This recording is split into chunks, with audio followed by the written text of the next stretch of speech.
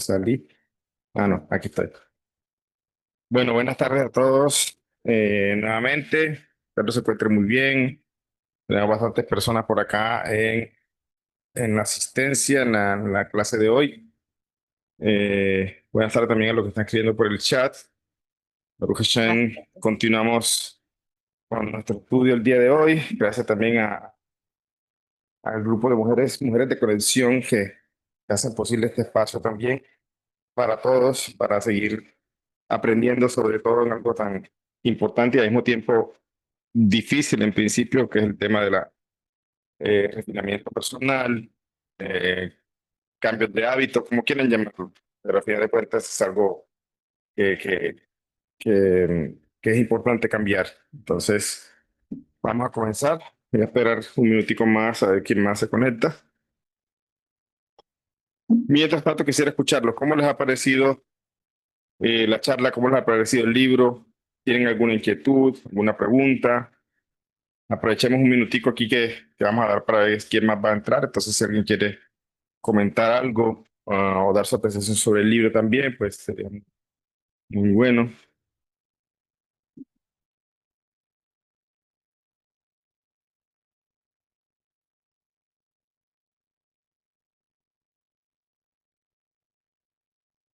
Bien, si pueden abrir las cámaras también, les agradezco para así también tener como más, ser más dinámico la clase, para que no sea una clase tipo audio, sino que también podamos interactuar, pueda yo verlo a ustedes también, así no me siento solo. Entonces, bien, bueno, no hay preguntas, no hay dudas, no hay comentarios acerca del libro. Vamos a comenzar entonces nuevamente. Como vimos, hace un momento estaba compartiendo pantalla, estábamos en el capítulo número 8, capítulo número 8 del libro, ahí vamos a empezar a retomar, que vamos a hablar ahora sí del tema de las cualidades emocionales. Las cualidades intelectuales las abordamos la clase pasada, y es es sin duda muy importante el tema de enriquecer el intelecto, pero con Torah, me refiero, o sea, con todo conocimiento de lo que respecta a Hashem como creadores. Precisamente va a ser, porque así estamos creados, que ese es el manual de vida y así es el proyecto de Hashem. Ese estudio de Torah, llámese Biblia o llámese cualquier otro libro que nos ayuda a entender a veces muchas situaciones de la vida o situaciones personales o luchas personales, nos va a empezar a a hacer que esa chispa interna que tenemos, que se llama alma, empiece a brillar mucho más de lo que ya, de ese brillo que ya viene innato, vamos a decirlo así, que tenemos, que esa vitalidad que tenemos. Por eso el título del libro, Descubriendo tu luz interior. La luz interior está allí, no es algo que está surgiendo ahorita de la nada o algo que la persona a la medida que empieza a estudiar Torah empieza a surgir esa luz interior, no. Esa luz interior está allí. Solamente que en la medida que empezamos a hacernos conscientes de ella y empezamos a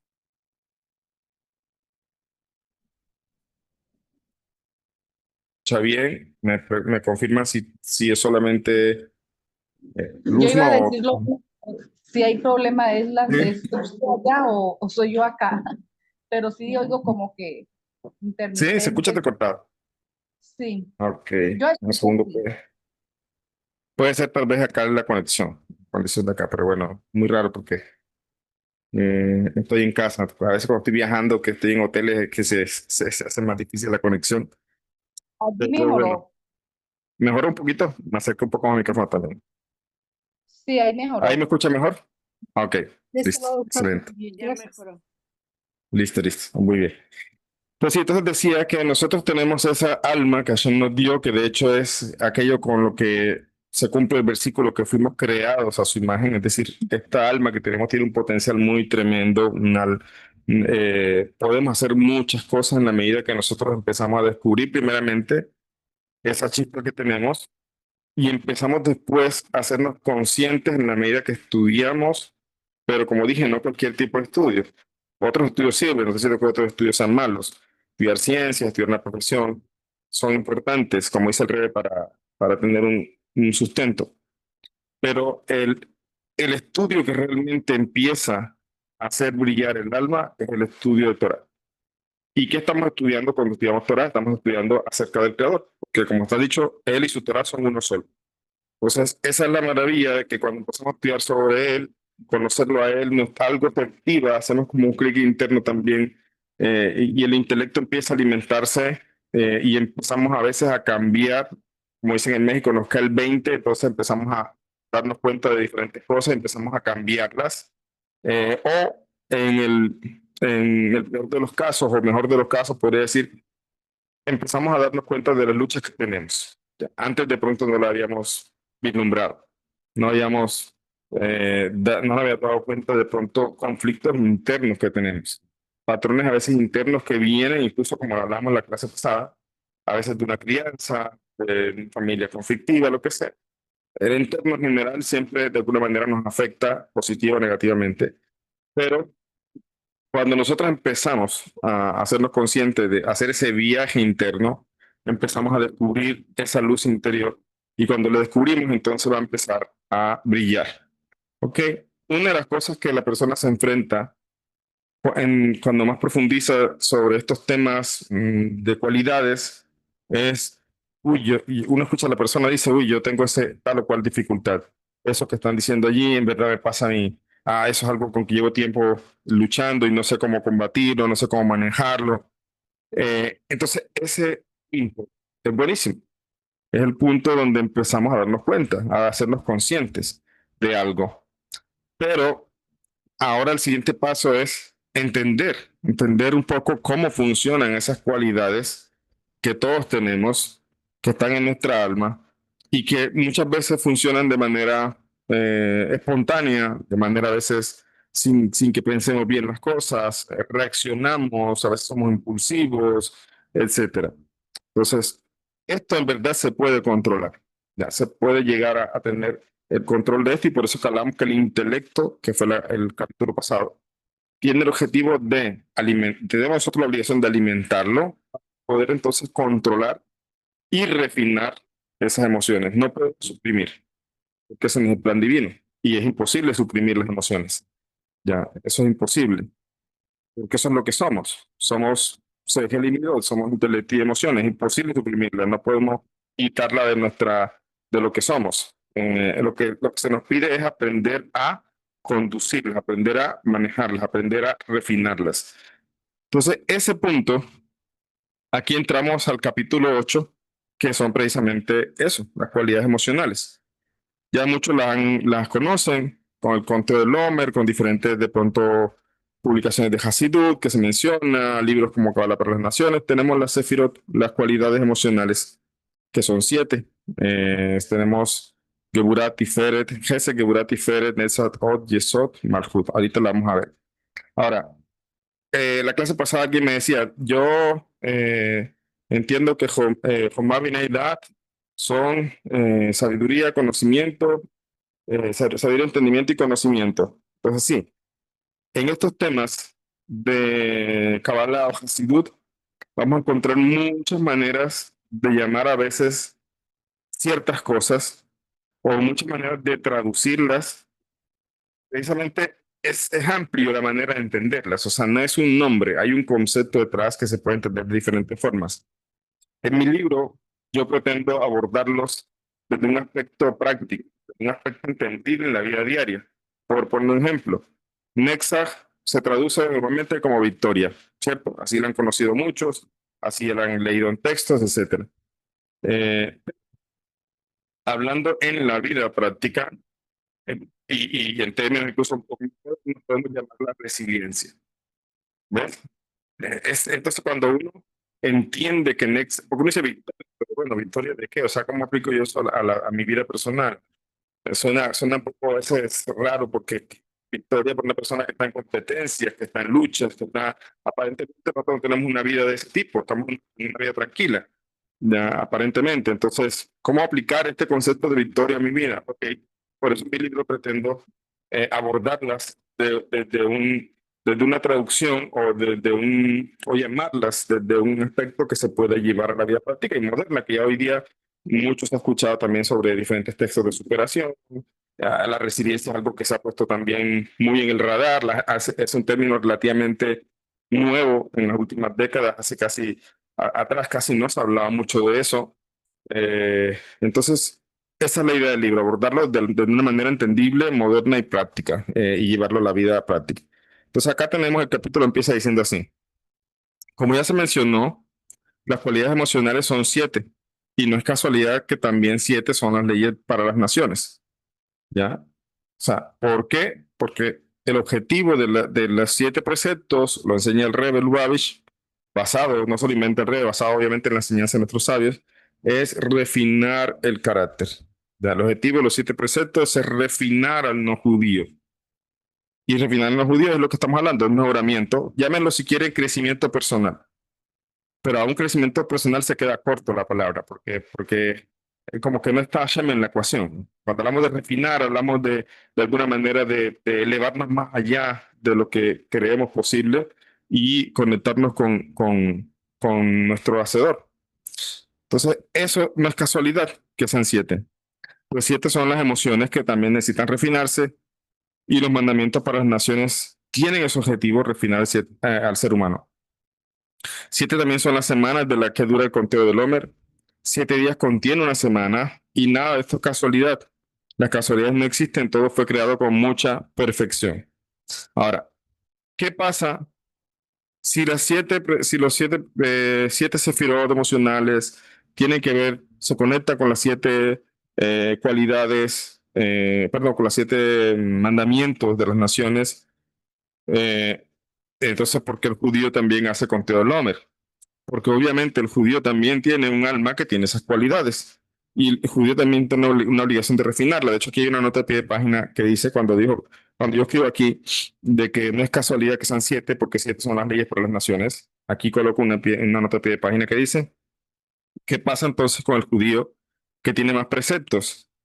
La respuesta es que de la misma forma, a nivel de almas, es justo que las naciones y el judío guardan una similitud en relación al alma básica, la cual proviene de la clipá noga, que significa destello. Esto se refiere a luz, entendiéndose luz como la capacidad de refinarse y cada vez más emular a su hacedor. Podríamos decir que tiene mayor control si lo desea sobre sus cualidades. De la misma forma, esta alma básica en el judío también tiene 7 cualidades que refinar, aunque hay más consideraciones por las que Dios ordenó más leyes en el caso del judío. Pero al final de cuentas, como dice el Tani, ya lo hemos expresado en algún momento acá, el alma desciende con el objetivo de refinar el cuerpo. Entonces, eh, eh, tanto judíos como no judíos, obviamente, tenemos un cuerpo y también entonces somos creados a imagen y semejanza de Hashem. Tenemos 7 cualidades emocionales, también 3 cualidades intelectuales, también tenemos una que hace alusión a la voluntad suprema, que es Keter.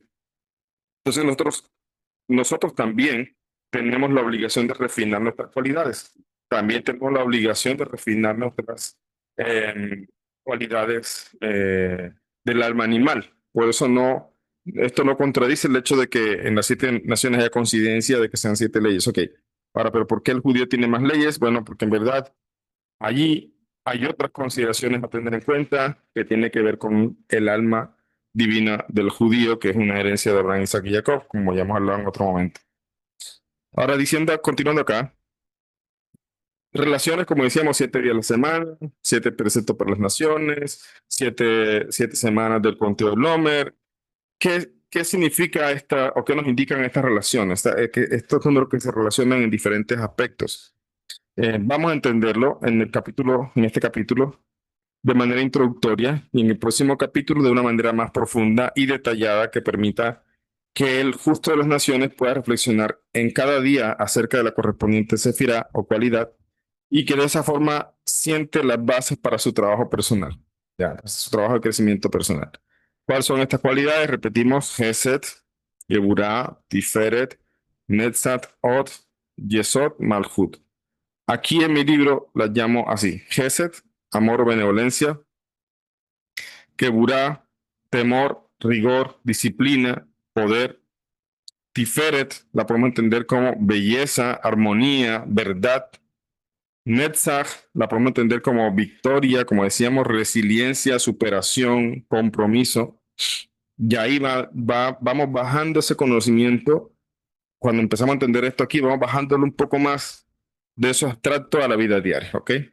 Tenemos otra sefirá que es Od, que es humildad, reconocimiento, sinceridad, agradecimiento. Es decir, todos estos palabras pueden indicarnos de qué se trata o en qué consiste esta cualidad. Tenemos la cualidad de Yesod, que es fundamento o potencial.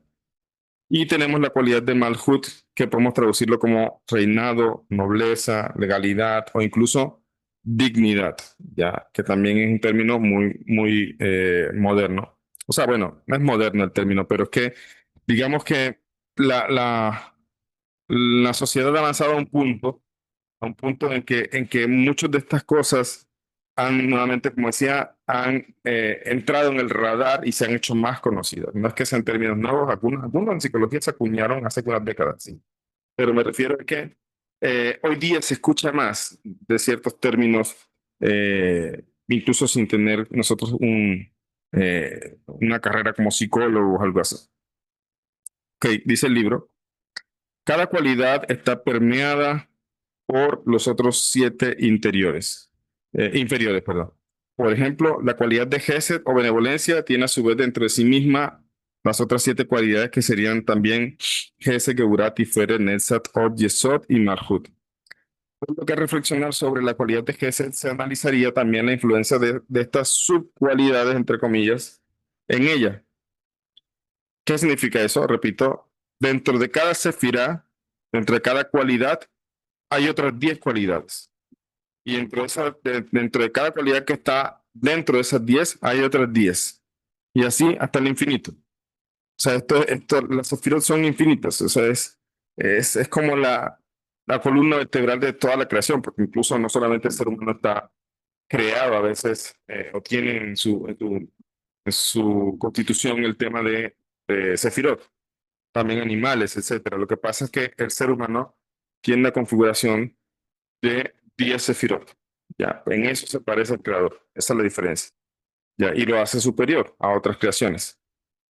Pero cada cualidad tiene dentro de ella otras mismas 10. Por eso lo llamé subcualidades.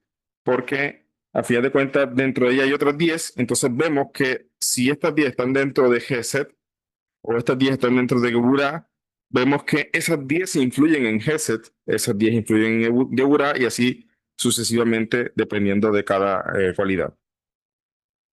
Entonces dice acá, eh, por lo que dice, mm, cada cualidad está permeada por los otros siete tipos, por otros siete interiores. Por ejemplo, la cualidad de Gesed o benevolencia tiene a su vez dentro de sí misma las otras siete cualidades que serían también Gesed, Geburat, Tiferet, Netzat, Od, Yesod, Malhut.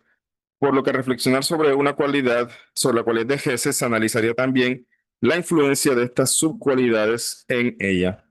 De esta manera, al analizar la influencia de Gesed en Gesed, como hacemos cuando empezamos el conteo del Homer, dice, hoy es Gesed de Gesed. Entonces tendríamos Gesed de Gesed y luego Geburah de Gesed y así, como vemos el conteo. Por eso vamos analizando cómo una sefirá o una cualidad se permea o interactúa con la otra. No están aisladas, como ya hemos dicho. Y así consecutivamente.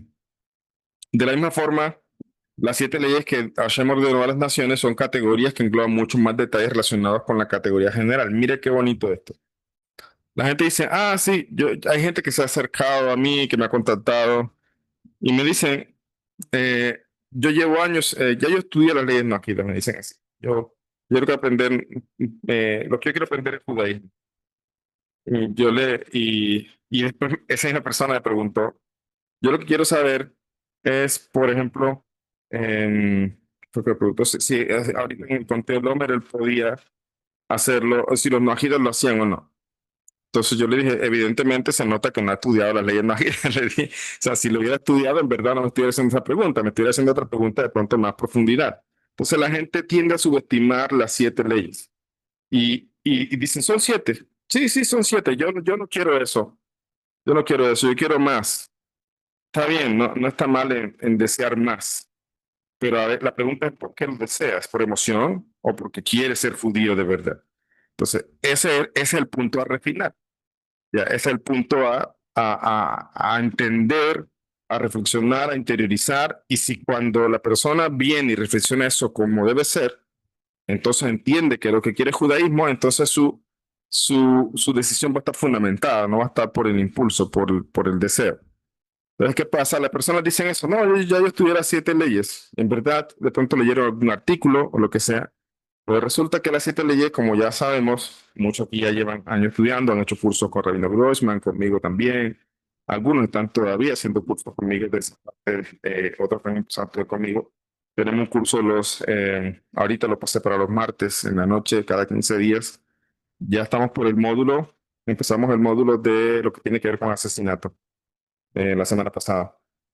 Entonces, es un módulo. Yo de cada precepto hago un módulo. Y ahí vamos viendo todas las derivaciones que hay, o todas las arandelas o los detalles, como quieran llamarlo, que hay en cada precepto. Entonces, así como cada precepto tiene en verdad muchos detalles, o subpreceptos, entre comillas, vamos a decirlo así, las leyes, no, las cualidades, las sefirot, estas 7 cualidades también tienen dentro de ella otros niveles. Entonces, vemos cómo en verdad, una cosa tiene que ver con la otra. ¿Bien? Dice acá, mm, en el conteo del Lomer, cada semana representa una cualidad y cada día de la semana la influencia de las otras cualidades en la cualidad principal de la semana. Entonces, estamos en la semana de Geset. Entonces, primer día de Geset de Geset, el segundo día de Geburah de Geset. Entonces, estamos viendo una sefirá, o sea, una cualidad de la semana, y cómo las de los días, es decir, cómo las otras subcualidades actúan, digamos, es que siendo parte de esta cualidad principal de la semana. Así una semana, por ejemplo, que corresponde a la sefira de Geset, el primer día de la semana, como decía, sería Geset de Geset, Geburah de Geset y así. Hasta terminar la semana para continuar con la siguiente semana con Geburah, o sea, con la siguiente cualidad. Ahora se entiende por qué la psicología, escuchen esto, que esto es maravilloso, o sea, se los digo no porque lo escribí yo, que yo al final de cuentas no me estoy inventando nada, no estoy creando nada, yo solamente estoy organizando parte de lo que he aprendido, lo que he estudiado, lo que he investigado. O sea, de aquí yo no estoy innovando nada. Dame un segundito, están tocando el timbre y ya regreso.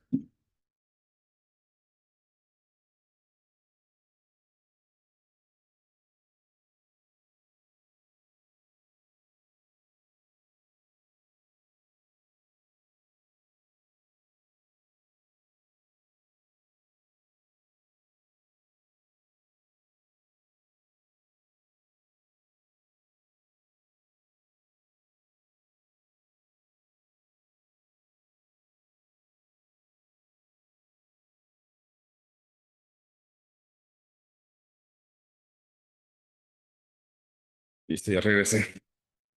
Una persona, creo que lo comenté la vez pasada, una persona preguntó, Rabino, usted en su libro aborda el tema de las personalidades.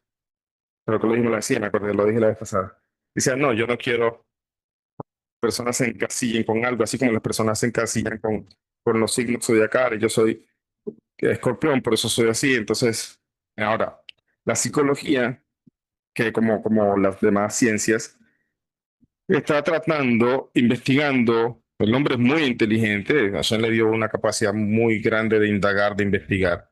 Y el hombre o la ciencia en general, que eso lo vamos a ver en un capítulo casi al final del libro, la ciencia en general está empezando a tocar, en ese proceso de escarbar la verdad llamada ciencia, llega a puntos que sin saberlo está tocando puntos que se parecen a el conteo del Homer o cosas de la Torah en general.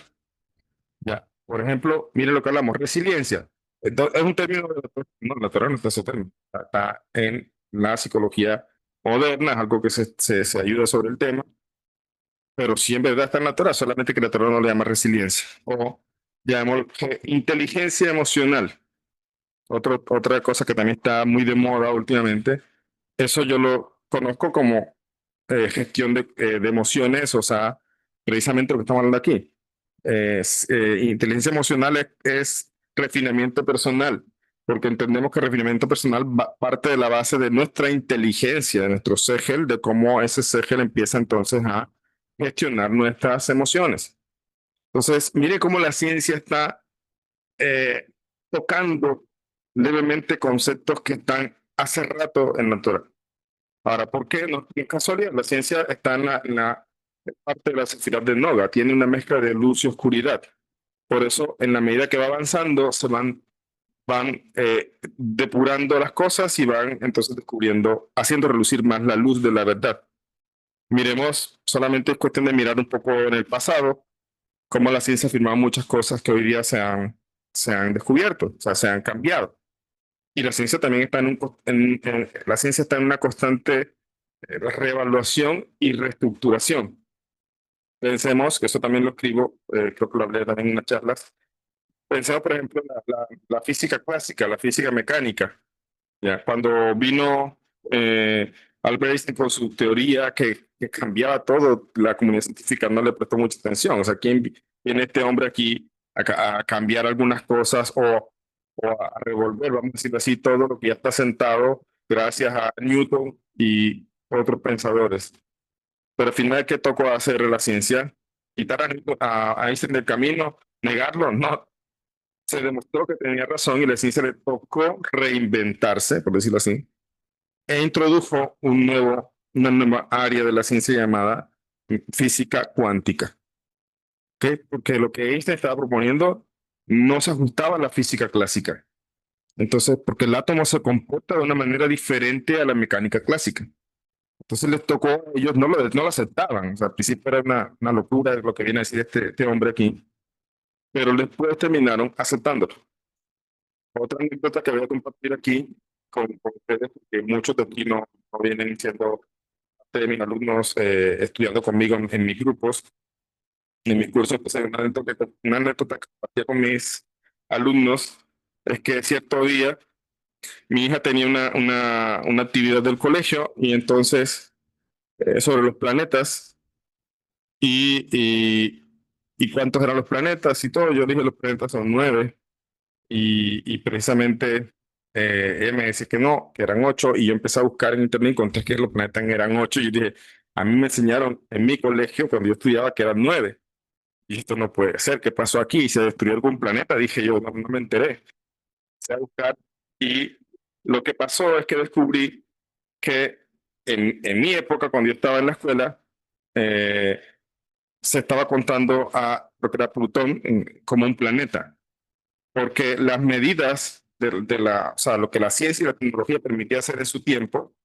ellos trataban de medir en diferentes aparatos, no entiendo cómo, pero medían más o menos el diámetro del planeta y tenían un tamaño que le consideraban planeta. Pero resulta que en las décadas que pasaron, los instrumentos de medición se hicieron más eficientes, más exactos, y se descubrió que las dimensiones de Plutón son muy pequeñas comparado a los demás. Entonces se le categorizó como un planetoide y se sacó de los libros de historia como planeta.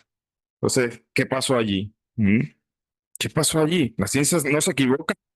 Aquí vemos precisamente cómo la ciencia está indagando y reestructurándose, indagando y depurándose. Y así con muchas más cosas. También lo abordo más adelante en el libro, lo vamos a hablar cuando hablemos de la psicología. La salud se definía como la salud completa del cuerpo, jamás se incluía la mente. Hasta hace unas décadas que la mente pasó a ser parte del concepto de salud. Eso no era algo incluido antes. O sea, si tú estás bien de tus órganos, todo está bien, estás perfectamente sano. Pero pasaron unas cosas que vamos a abordar en el libro más adelante, como la Segunda Guerra Mundial, y se dieron, la Primera Guerra Mundial, cosas que llamaron en su tiempo estrés postguerra, y hoy lo conocemos como estrés postraumático. Y la psicología que surgía como una pseudociencia en ese tiempo no era tomada en serio hasta que las cosas cambiaron. Entonces, eso solamente para poner algunos ejemplos de cómo la ciencia, que es de Noga, o sea, que tiene luz y oscuridad, o que está dentro de lo que representa el árbol del jardín de Edén, que era el árbol del bien y el mal. La ciencia es eso, la ciencia tiene bien y mal. O sea, está mezclada con las dos cosas y por eso se va depurando y no es casualidad, se va depurando porque se acerca la era mesiánica. Eso lo vamos a abordar nuevamente para no adelantarme en el capítulo 9 o 10 del libro. Abordarlo ya. Entonces, es muy interesante, solamente para ponerlo aquí, de cómo las cosas van en respecto a lo que es el conocimiento secular, vamos a llamarlo así, se va redefiniendo, se va reinventando, se va reestructurando, se va depurando, etcétera. Entre más se depura, lo curioso es que encaja con cosas que la Torah ya habló hace mucho tiempo. Y por eso es que nosotros no estamos aquí para demostrar la Torah con la ciencia. Es un absurdo. Es lo contrario. La misma Torah está demostrando a la ciencia sus equivocaciones con el tiempo. O la misma ciencia descubre sus equivocaciones. Ahora, solamente aquellos que de pronto, como nosotros, que estudiamos Torah y que también estudiamos algo de ciencias, podemos llegar a conectar cosas. Pero hay gente que está trabajando en la ciencia, está en su área y están completamente eh, ignorantes de estos conceptos que la Torah ya habla, en otros términos, en otros nombres. Y hay muchos de los que están en la Torah a veces están ignorantes de muchas cosas que la ciencia habla. ¿Ok? ¿Qué pasa aquí? Toda esta breve introducción para ver, hay algo que la psicología, porque es la única ciencia que se acerca a estudiar el alma, la psicología, ¿ya? Es la única ciencia que se acerca a estudiar el alma. Se acerca, no estudia el alma. La psicología estudia la mente, ¿ya? La psiquiatría ya más aspecto de lo que es el cerebro, funcionamientos biológicos. Pero la mente es algo abstracto, ¿ya? Ahora, el alma es la mente o la mente es el alma. No. La mente es una expresión del alma. O sea, el alma es mucho más sublime y etéreo que la mente. Incluso la mente ya es intangible, es algo que es difícil a veces describir. Pero el alma es realmente algo mucho más elevado que la mente. Ahora, como los científicos han estado también estudiando los comportamientos humanos, las emociones, les voy a traer una cita aquí de lo que dice el libro. Vamos a ir continuando, pero el libro cito algo interesante. Dice así. Estamos hablando de las 7 leyes y de cómo no, las 7 cualidades y cómo una está permeada con la otra y cómo dentro de una hay varias y así, etcétera. Entonces el libro sigue diciendo lo siguiente. Ahora se entiende por qué en la psicología al momento de referirse a las emociones no llega a un consenso. O sea, cuando hablamos de emociones, la psicología o los pensadores o los psicólogos no llegan a un consenso. Algunos proponen esto, otros proponen esto, pero no llegan a un consenso de cuántas emociones hay en el ser humano. Pues ellos se están enfocando en el resultado de la mezcla de una sefirá. O sea, lo que la psicología define como una emoción, generalmente no es una emoción, no es una cualidad, no es una sefirá, sino cómo esta está permeada o mezclada con otras. ¿Ya? Ahora, los que saben un poco de matemática, estadística, hay algo que se llama probabilidades, cálculo de probabilidades. Entonces, por ejemplo, tenemos un dado que tiene 6 caras y unos números y podemos calcular las probabilidades de que salga un número o salga el otro. Eso es estadística. Entonces, pensemos, tenemos 7 sefirot. Dentro de esas 7 sefirot tenemos otras 7, obviamente incluyendo las que son intelectuales. Y así hasta el infinito, ¿cuántas probabilidades puede haber de expresarse una emoción? O sea, o una mezcla de emociones. Es un montón. Por eso la psicología no puede llegar a un consenso de cuántas emociones tiene el ser humano, cuáles son las emociones. Llega a veces incluso a decir, estas son las emociones básicas. Lo llega a definir así. Si hay algún psicólogo aquí, yo no soy psicólogo, solamente soy inquieto, indago, me gusta la psicología, sí, he estudiado con alguien de Israel que también es psicólogo, no solamente psicólogo, es investigador, desarrolló unos nuevos métodos en la psicología, etcétera. Sí, tengo mis deseos, mis proyectos de estudiar psicología. Ya, entonces vamos a ver qué pueda hacerlo después de que salga de algunas cosas que tengo pendientes. Pero, volviendo al tema, dice, Ellos se están enfocando en el resultado de la mezcla de una cefira con otra y sumémosle eso la intensidad o el grado en que una predomina sobre la otra. Por ejemplo, otro ejemplo, tenemos blanco y rojo, colores, blanco y rojo. ¿Qué pasa si yo mezclo blanco y rojo? ¿Qué color va a salir? Rosado, dicen ustedes. Rosado.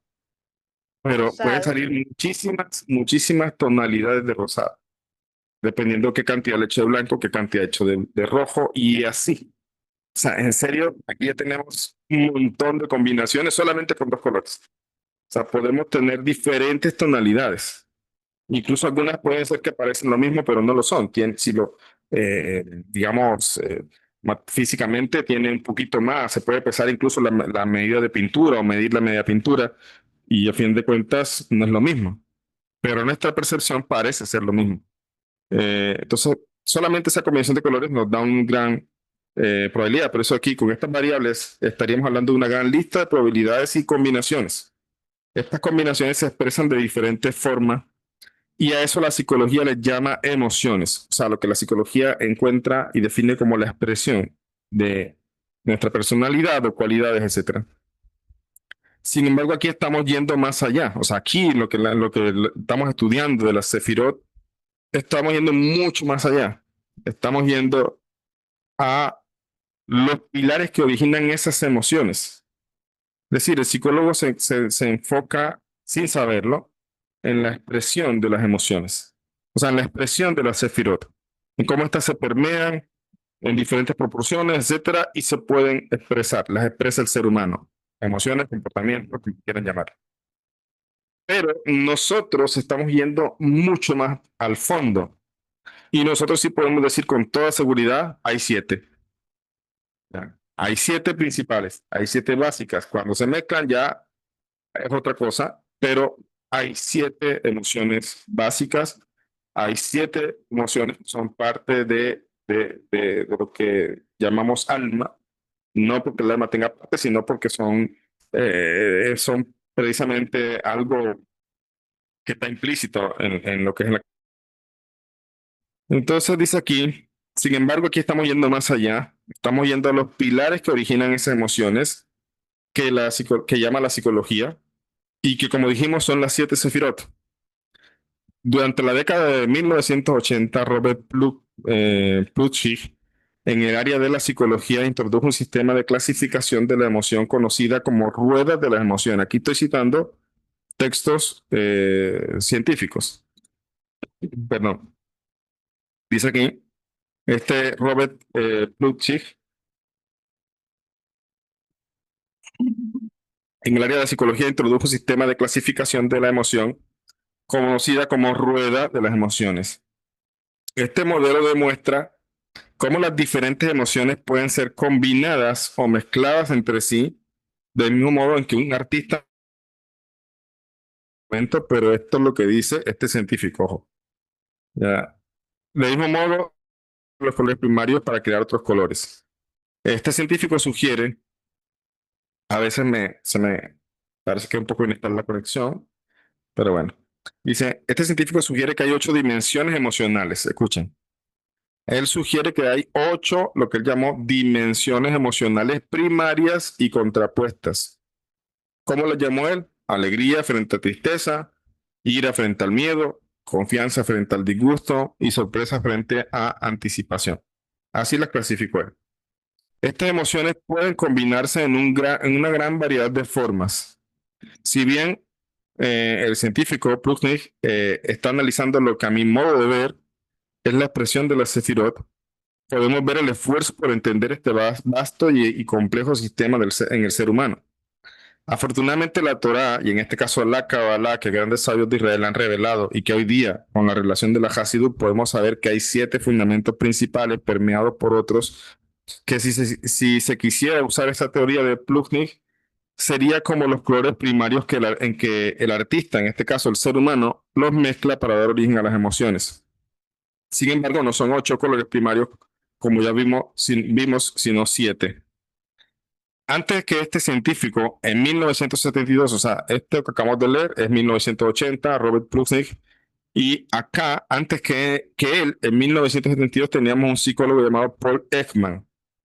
Él sugiere que existen 6 emociones básicas que son universales a lo largo de las culturas humanas, que son miedo, asco, enfado, sorpresa, felicidad, tristeza. Miren esas miedo, asco, enfado, sorpresa. O sea, en verdad, como dije, son expresiones de mezclas de Sefirot, pero no son realmente las emociones básicas. Por eso que decía que no haya un consenso. Como vemos, no hay un consenso. Y solo por citar algunos. Pero por un momento, enfoquémonos en las emociones primarias, entre comillas, que según el criterio de ellos son las que el ser humano posee. Es visible para el entendedor que no son básicas, son de hecho mezclas de las expresiones de las 7 sefirot básicas. Esto es un ejemplo clásico de la búsqueda y la indagación de la ciencia por llegar a una verdad usando la lógica, lo cual es loable y será explicado en un capítulo más adelante. Sin embargo, sacan erróneamente a Dios de la ecuación en sus investigaciones. La Torá, que es un conocimiento divino al igual que la ciencia, pero de categoría superior, nos da las respuestas que algún día la ciencia puede descubrir, como ya ha pasado en otros casos. Voy a hacer aquí compartir otra anécdota que me pasó y que ya mis alumnos conocen, así que ya la escucharon, pero hagan cara que no que la escuchan por primera vez otra vez. Dice, les comentaba que cuando yo estudiaba en Jerusalén con mi rabino Sol Lapidus de bendita memoria, estamos estudiando un tema complejo en la halajá, que es Tarubot. Son mezclas prohibidas. Y es uno de los temas más complejos en lo que es el estudio para ser rabino. Es complejísimo, o sea, la verdad es que es complejo. Eh, y lo complejo es raro porque es que tú estás entendiendo lo que dice el texto, pero no entiendes qué quiere decir. O sea, porque tú lees y entiendes lo que dice, pero no entiendes por qué así. Ya. Y ahí donde yo eh, me frustré una vez, me frustré. Y bueno, yo soy ingeniero de alimentos también. Eh, Afortunadamente, pues, bendito sea Hashem, no son cosas mías. Hashem me permitió quedar a nivel nacional como uno de los mejores puntajes en ingeniería en mi carrera en el país. Ya.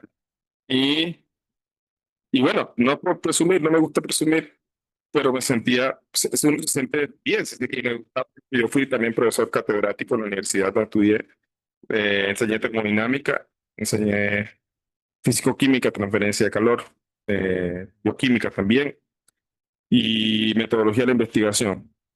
Entonces yo enseñaba esto, que son temas complejos, pero a mí me gustan. O sea, me gustan estos temas. Balance de materia y energía, dificilísimo cuando lo estudiamos. Fue una materia que ganamos casi que justo, pero aprendí muchísimo. Termodinámica me fascina, es una de mis preferidas. No es fácil también, al principio me costó. Pero en pocas palabras, me considero bueno para los números. Ya. Y me fue bien en cosas difíciles. Y yo estaba estudiando Tarubot y no entendía, un día fui donde mi rabino que estaba estudiando en otra silla y me le senté al frente. Rap tiene unos minuticos que me regale. Sí, claro, entonces me senté. Dije, Rap, me siento, disculpen ustedes, dije, me siento bruto. Le dije, estoy tratando de entender esto aquí, pero no me encaja, o sea, porque había un tema allí que yo no lo estaba leyendo, o sea, entendí lo que decía, pero no entendía por qué hacer eso, por qué la halajá decía que había que hacer así. ¿Ya? Y yo nuevamente le dije lo que acabo de comentar, le dije, "Rap, yo siempre me he considerado bueno para los números y me ha ido bien con materias difíciles y todo esto, pero no sé, aquí me siento frustrado", le dije ya. Y entonces él me dijo, mira, se sonrió y me dijo, Asher, la Torah es un conocimiento mucho más elevado. Ya me dijo, las ciencias son difíciles, no son fáciles, pero ahondar en la Torah exige mucho más. Me dijo. La Torah está escrita en Kabbalah, es una ciencia elevada. La ciencia que conocemos, o sea, las ciencias que conocemos en general acá seculares, son parte de la Torah, pero es llamadas aguas inferiores. Es decir, son comparar la Torá, el conocimiento de la ciencia, incluso que hablemos de nuclear, de atómico, o sea, cosas complejísimas que tal vez incluso se nos pueda hacer difícil para entender, no se compara a lo que es la profundidad de la Torá. ¿Quién me dijo eso? Ya, él me dijo eso. Bueno, con el tiempo logré entender, Baruch Hashem, pero es que, de hecho, y la respuesta con que lo entendí fue sencilla. De hecho, me lo dio a entender. En el Hasta hubo mezclas prohibidas, cuando algo que es prohibido de comer se mezcla con cosas permitidas. No sabemos qué, ¿vale? Por ejemplo, una persona, el ejemplo es de carnes, trozos de carne que son kosher, y resulta que por algún motivo alguien pasó, lo que sea, cayó un pedazo de carne que no es kosher dentro de los demás trozos de carne, estamos hablando de carne cruda, que no son kosher. Entonces tenemos la certeza de que ahí hay un trozo que no es kosher. Lo que no sé es cuál es. Lo que no sé es cuál es. Ahora, ¿qué dice la halajá? Uno pensaría, no, prohíbe todo eso. La halajá dice que se permite comerlo todo. ¿Ya? Se permite comerlo todo. eh, que, que ese que estaba allí se anulaba en la mayoría. Batel Berrob se llama eso. Yo entiendo eso. Me puedes decir que se anuló en la mayoría, pero ¿cómo me voy a comer algo que no es kosher? O sea, sí o sí sé que hay algo que no es kosher allí. Entonces, esa era mi lucha y no entendía por qué. La respuesta, al final, el rabino me dijo, buscan tal libro, lo traíamos. Y yo decía, rabino, usted me disculpe, pero no me satisface esa respuesta, sigo con la gente. Ya. Y al final me dijo, mira, Asher, la Torah nos prohibió muchas cosas, pero la Torah en este caso nos prohibió esto que es taref, pero si se mezcló en estas otras cosas, no nos permitió. Es decir, la Torah prohibió y aquí en este punto no lo permitió. Entonces, si la Torah me lo permitió, ¿por qué tú vas a ser más estricto o prohibirlo si la Torah lo permitió? Esa fue la respuesta. En verdad me dio satisfacción. ¿Cierto? O sea, cierto, la Torah lo prohibió por separado, algo taref, algo que no es kosher, pero ahora que está mezclado acá y hay mayoría, se permitió.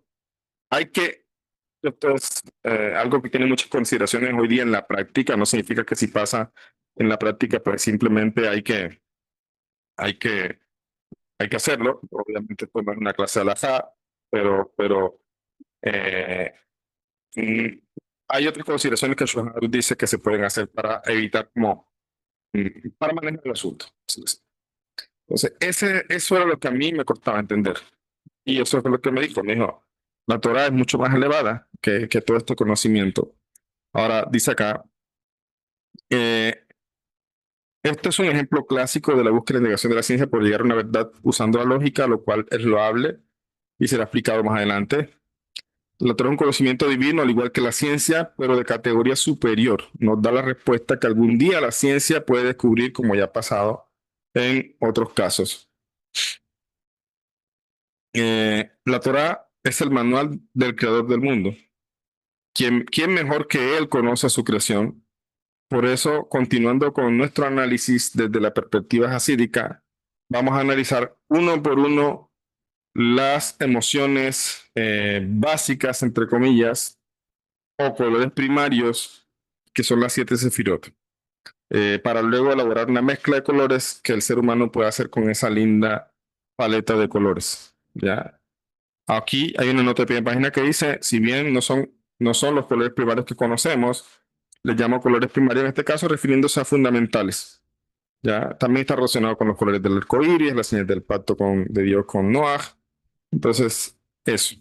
Ahora, para empezar este viaje a conocernos, para empezar este viaje a conocer cómo nosotros mezclamos los colores, tengo que conocer los colores primarios, vamos a decirlo así, los colores básicos. Tengo que comprender de qué se trata. ¿Qué es lo que significa una Sefirah Gesed? Sí, Gesed es amor, Gesed es bondad, sí, pero hay que comprenderla un poco más allá de eso. Y ahí donde empezamos en esta página con la cualidad de Gesed. amor o benevolencia. Gesed es normalmente traducido como amor, bondad o benevolencia. La principal forma de acceder al secreto de Gesed es amar a Dios. Asunto este que podemos ver en versículos como: escucha, oh Israel, el Eterno nuestro Dios, el Eterno es uno, y amarás al Eterno tu Dios con todo tu corazón y con toda tu alma y con todos tus medios. Devarim 6, de 4 a 5. Esto quiere decir que uno primero debe atender las exigencias de los misbot que Dios nos ordenó y luego podrá dedicar el resto del tiempo a las necesidades personales. Sin embargo, dentro de esas obligaciones que Dios nos dio, también está ocuparnos de nuestro prójimo en aras del prójimo, es decir, de manera altruista. Por tanto, también cuando una persona expresa actos de amor a los demás, está también revelando el aspecto de bondad o amor en la sociedad. Cuando se comporta de una manera adecuada y preocupada sinceramente por su pareja, por sus hijos, etcétera, está expresando esta cualidad de Gesed. En cuanto a desarrollar un amor con todo el corazón hacia el Creador, como dice el versículo, puede estar en el principio un poco fuera del alcance. Sin embargo, es allí donde otra cualidad como Geburah o rigor entra en la ecuación, aludiendo al temor. Pues en principio el temor es necesario, ya que una persona puede empezar a hacer la voluntad de su Creador empujado por el temor al castigo. Si no la consecuencia del pecado también. O sea, deja de ser no por la consecuencia del pecado, sino por temor al castigo. En principio puede empezar a actuar así una persona. Pues cada acción del hombre en este mundo tiene una consecuencia. De esto hablaremos en la siguiente cualidad, o sea, el tema de Keburah. Pero en lo que atañe al amor hacia Dios, con el tiempo puede desarrollarse en la medida que la persona se refina a sí mismo. Un amor muy desarrollado hacia Dios es entender con una emuná completa que Él maneja el mundo de manera perfecta, aunque nuestro entendimiento de esto sea limitado. Pues muchas veces los sufrimientos ayudan precisamente a refinamiento de cosas que están más allá de nuestro intelecto. Por eso el Talmud en Berajot nos enseña que es el gran secreto para manejar los sufrimientos es agradecer a Dios, aunque uno no entienda, pero Él es perfecto. En cuanto a lo que respecta a nuestras acciones y nuestra manifestación del amor o benevolencia, hay muchas formas. Ayudar a alguien necesitado, visitar a alguien enfermo, preocuparse por los padres, enseñar y educar a los hijos con amor, amar y ser apoyo para la pareja, buen trato entre esposos, búsqueda de pareja, ser conciliador, dar caridad, acá, reflexionar en cómo Hashem provee y sostiene el mundo. Todo esto sin buscar el beneficio propio, solo actos en aras del bienestar del otro. En el lenguaje de enseñanza judío a veces hablamos de midot raot, cualidades malas. Esto solo hace una referencia a la expresión negativa de una cualidad. Por ejemplo, una persona bien puede hacer todos los actos mencionados que acabamos de decir, pero buscando ya sea dinero, interesado en algún asunto material o solo para llegar a aprovecharse de la otra persona. Por tanto, son llamadas, entre comillas, cualidades porque son expresiones de la Sefirot, pero son malas, son llamadas malas ya que están orientadas a lo negativo. Esa expresión está orientada a lo negativo o lo que ya hemos mencionado como una cualidad defectuosa. Esto analizaremos en el próximo capítulo.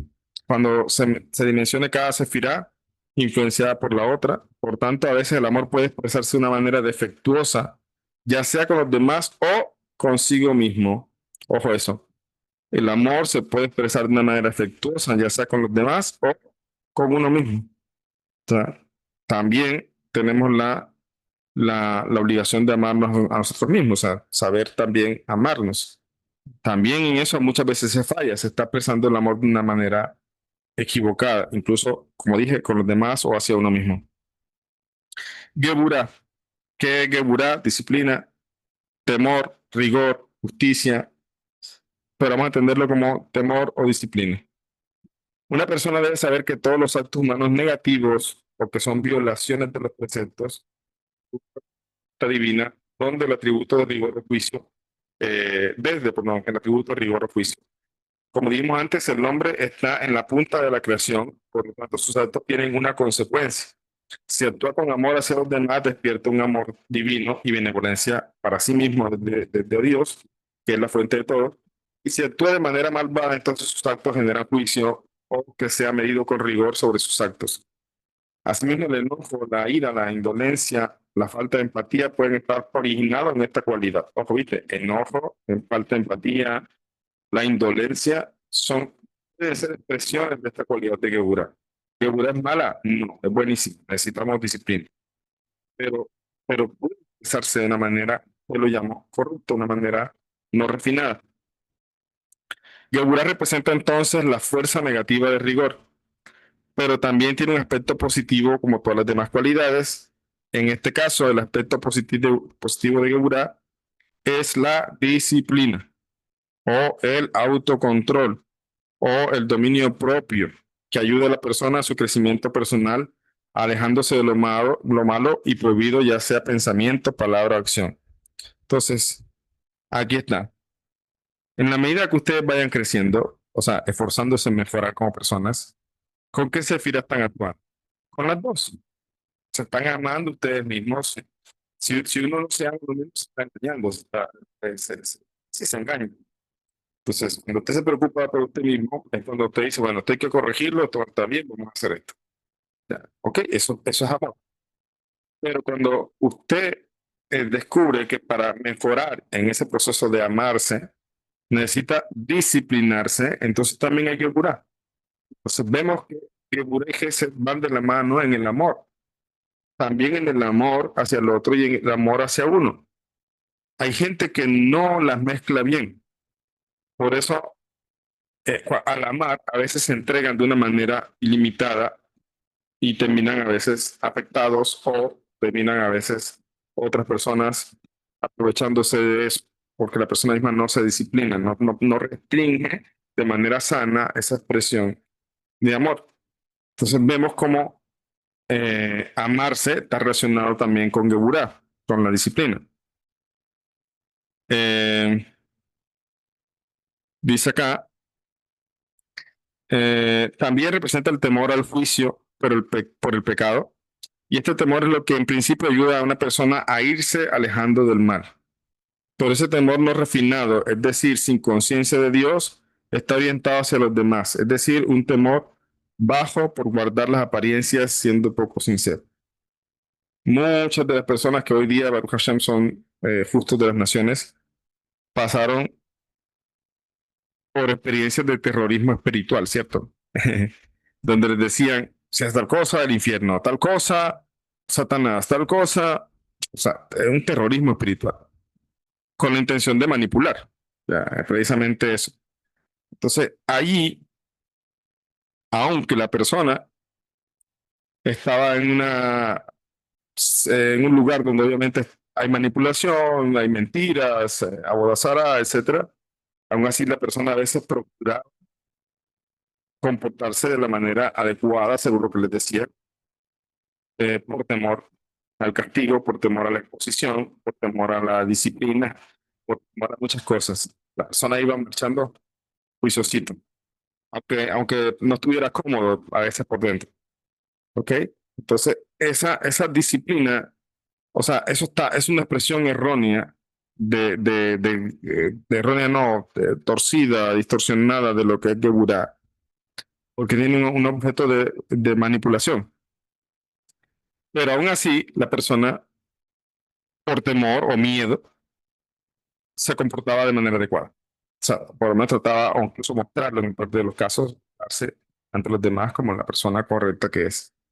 Ok, muchas personas salen de allí y ahora no tienen por qué mostrarle nada a nadie, ahora no tienen por qué, ya no hay alguien que les diga qué hacer, ya les perdieron miedo al infierno, etcétera. Entonces, tienen una libertad ahora.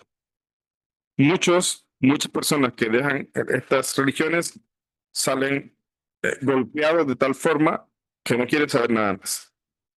No quieren saber nada más de Dios, no quieren, voy a disfrutar la vida. O sea, esto definitivamente, religión, es pura manipulación y terminan revelando muchas cosas y se alejan de Dios. Ya, lastimosamente, pero cada persona tiene su proceso y eso. Entonces, ¿qué pasó allí? Todo lo que hicieron lo hicieron por miedo. Ya, también nosotros cuando estábamos pequeños y nos decían, eso está mal, Dios se enoja, alguna cosa así, pues uno tenía cierto miedo a hacerlo. La medida que crece, la persona puede perder el miedo. Entonces, la cosa aquí, el asunto es el miedo, ese miedo, más no terror, puede ser bueno. La persona puede empezar las cosas, hacer las cosas de una manera correcta. Es algo que no se le ha enseñado a la juventud. Lo que estamos viendo hoy día es una juventud que cuando eran niños no se les enseñó de Dios. Algunos padres estaban golpeados por las religiones, otros dijeron simplemente, a mí me obligaron a ir a tal cosa, yo quiero que mi hijo decida qué quiere hacer, yo no lo voy a presionar. No se le enseñó temor de Dios. ¿Ya?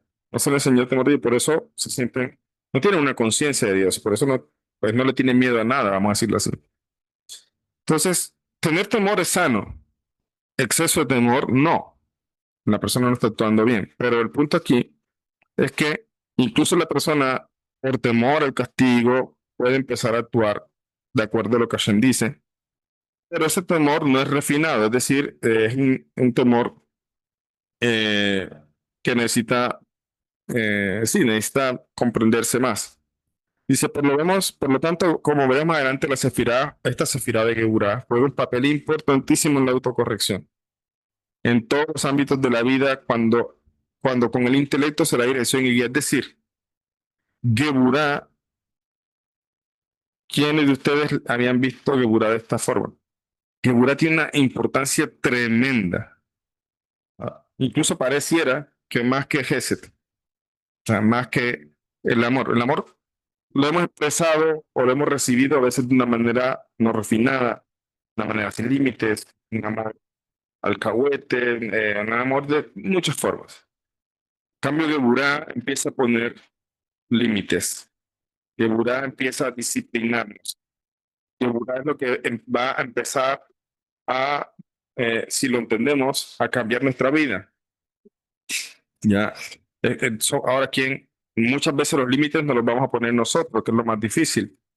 Ya. Porque cuando dicen, no, esto está prohibido porque la Torah dijo tal cosa, ok, ya ese límite está allí, yo tengo que cumplirlo. Pero en muchas otras cosas somos libres.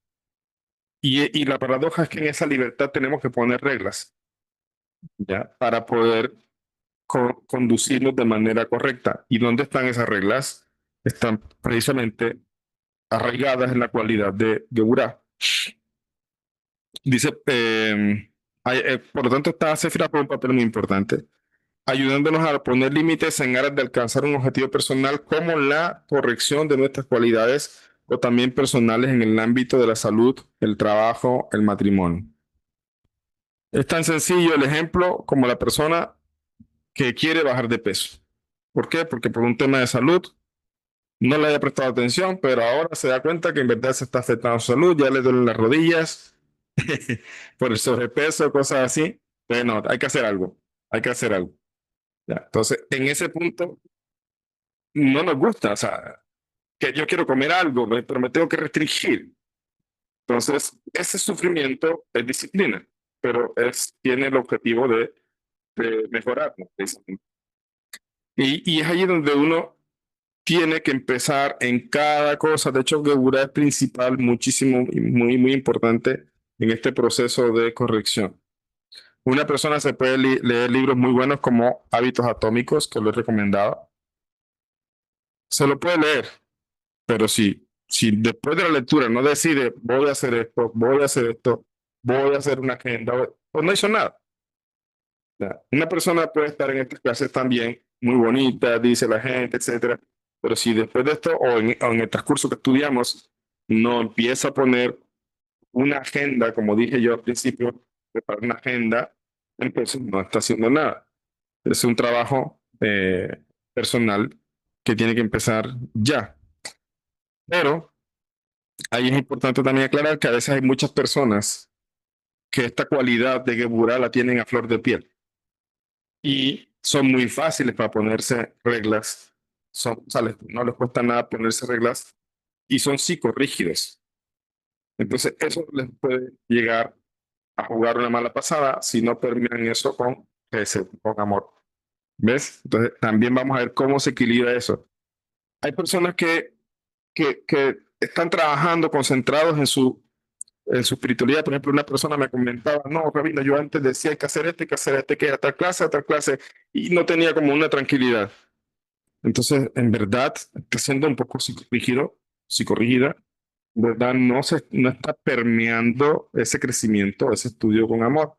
Una alumna me decía ayer también que me dijo, Rap, he estado un poco ausente estos días, porque la verdad he estado pues como tomándome un tiempo, sí estudio, pero no con la intensidad que le venía haciendo. Estoy yendo al gimnasio, me estaba contando un poco de cosas. Yo le dije, pues, excelente, hay que sacarle tiempo a eso. No puede uno saturarse. Hay gente que no se pierde una clase de nada. Ahí pasan.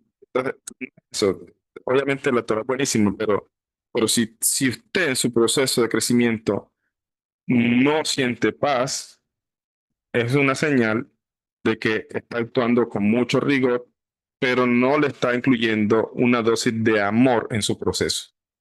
¿Ya? Tiene que meterle amor. Y el amor es cuando dice, estoy un poco, necesito despejar mi mente.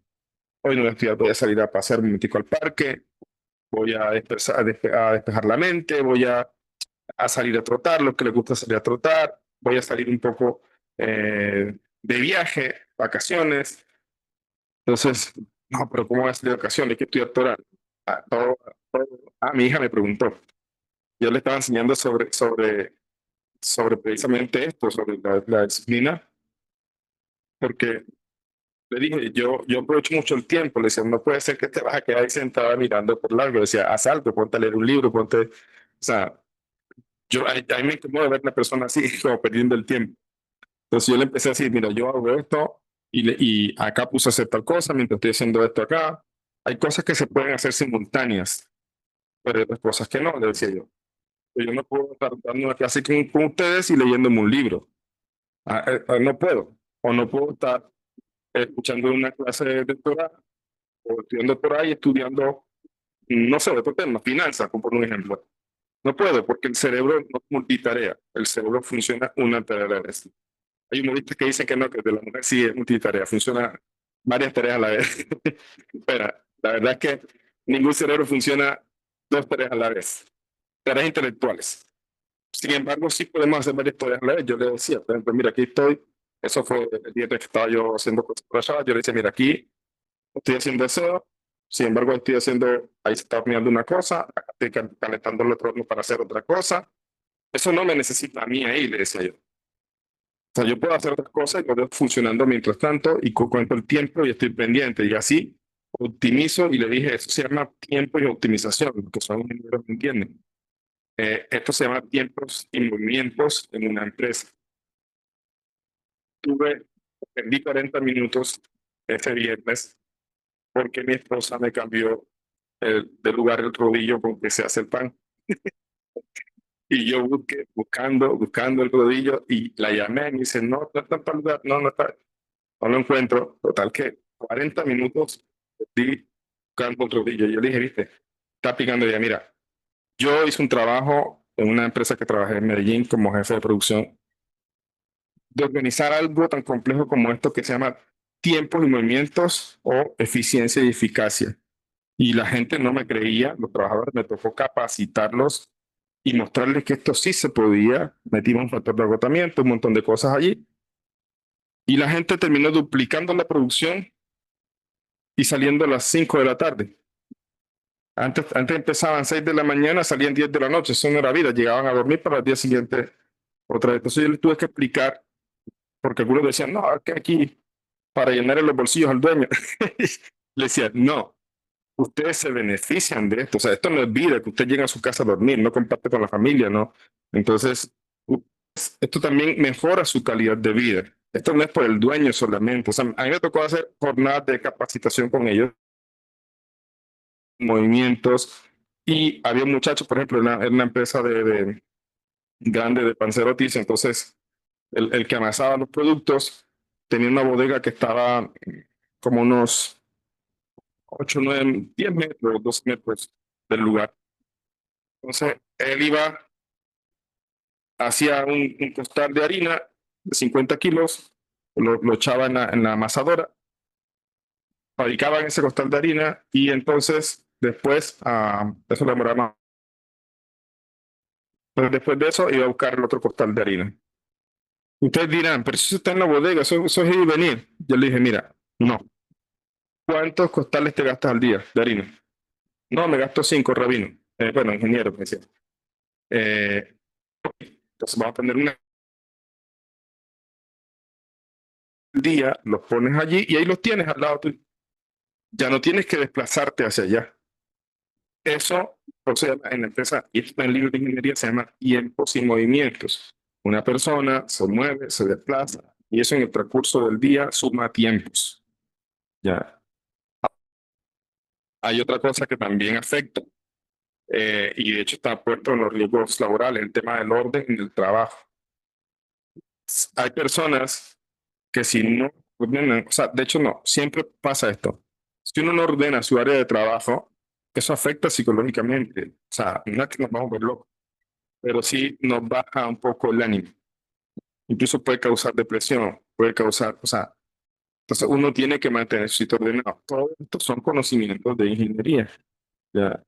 Pero esto también es un ejemplo de cómo uno puede utilizar. Le decía a mi esposa, bueno, las cosas si están en el mismo lugar no las muevas porque ya te hace perder un poco de tiempo y eso es así en la empresa. O sea, a menos que se notifique, bueno, de ahora en adelante esto va a estar en tal lugar. Ya la gente sabe dónde está, pero si no, va a estar buscando cosas y eso perder tiempo. Ya, y yo lo aplico en la cocina, lo aplico en mi casa, en muchas cosas. Pero hay que tener cuidado de no verse psicológico. O sea, que ya no disfruta, ya quiere controlar a todo el mundo porque tiene que tener las cosas. Corrompió. ¿Ven cómo es tan fácil que una cualidad se puede pasar de algo bueno a otro malo? O sea, están allí. Entonces, por eso también el hecho de querer mejorar es una idea buenísima, pero si no se hace con amor, también va a resultar en la aflicción, en la frustración, en yo no soy bueno para esto, etcétera. Dice Amanda en el chat, dice el exceso de orden también es malo, estoy trabajando en eso. Exacto, sí. Todo en exceso es malo. Bien, entonces ese es el punto. Aquí están poniendo ejemplos prácticos de cómo una cualidad se puede distorsionar, se puede corromper, se puede... Y el ejemplo claro es ese, en el mejoramiento tiene que haber amor. Si una persona, hay gente que dice, yo desde que estoy en esto no sé, me estoy deprimiendo, no me siento bien, tal cosa, pregúntate qué estás haciendo mal. O sea, pregúntate que te estás dando tiempo para ti. Una persona también me decía, me acuerdo, Rabino, mi esposo se molesta porque, porque dice que no le atiendo en la mañana, pero yo me levanto con el deseo, primero Dios, y yo hago mis situr, mis rezos, y bueno, a veces no me canso de hacer desayuno a mi esposo. Yo le estoy haciendo mal, le dije yo. Bueno, se sentía la sadica, ¿no? Primero Dios, claro que primero Dios, o sea, sin duda. Pero hay situaciones en que Dios mismo puso su honor a un lado con tal de que algo cambiara para bien. Dice que no se escucha. ¿No se escucha? Hola, hola. Se está como interfirmando. Ahí me Se le disculpan, Ana, corta, cuando... se le corta. A veces va. Sí. Bueno, me dicen si se escucha La mejor que señal ahí. está Se escucha entrecortado, Rabino, se escucha entrecortado. Yo lo internet. escucho Sí, claro, la, Rabino. Pésimo. Yo lo escucho clarito. es... Estoy A veces la escuchando todo. conexión... Sí, a veces la conexión, entonces ahí no puedo hacer eso, solamente esperar que se estabilice. De todas maneras, gracias por avisarme. Les estaba comentando que ahí me escucha mejor, ¿cierto? Sí. Sí. Les estaba comentando de que esta persona me decía, no, Rabino, mi esposo. Ella tal vez pensó que iba a decir, no, dígale a su esposo que tiene que esperar, o sea, lo correcto. Una persona que aprecio mucho también dijo que la religión le decía, primero Dios, no la familia. ¿Ya? Entonces, esas son cosas erróneas. Entonces, Dios mismo se puso su honor a un lado con tal de unir a la pareja. Lo vemos en lo que dice la Torá en las aguas de Sotá. ¿Se acuerda que había una mujer dudosa si estuvo con otro hombre o no? Entonces, había que darle de tomar estas aguas de Sotá para demostrar su inocencia o para mostrar su culpabilidad. Y si era culpable, moría con el efecto de estas aguas. Y entonces, eh, ¿cómo se preparaban esas aguas? Bueno, se tomaba ceniza de ahí del templo, tinta, pero había una cosa que hacía el cuento de preparar las aguas. Escribía el nombre de Hashem y después borraba esa tinta, o sea, borraba ese nombre, cosa que está prohibido. Está prohibido borrar el nombre de Hashem. Y esa tinta la mezclaba con estas aguas, etcétera. Entonces ahí nos enseña, el Talmud dice, Hashem mismo no solamente permite, ordena que se borre su nombre con tal de que esta pareja vuelvan a unirse, porque están separados por el tema de una sospecha aquí. Entonces, en temas de Shalom Bait, entre pareja, Hashem mismo se pone a un lado. ¿Ya? Entonces, esa es la distorsión. Entonces, esta persona me decía, a mí no, mire que mi esposo no me entiende, yo me levanto a rezar y él quiere que la atienda, quiere que le haga desayuno, pero yo tengo que rezar primero, tengo mis sidur, mis rezos y a veces se va incluso sin desayuno. Le dije, pero está haciendo muy mal, ya, está haciendo muy mal, debería rectificar esa forma. Él tiene que atender primero a su esposo, ya, primero a su esposo. Y ya cuando él se vaya, pues entonces póngase a rezar y tome su tiempo para hacer las cosas que tiene que hacer. ¿Ya? Entonces, esos son precisamente situaciones en las que se puede, se distorsionan ciertas cosas, ¿ok? Vamos a continuar aquí. Bueno, voy a hacer una pausa. Creo que no alcanzamos a abordar todas las cualidades hoy.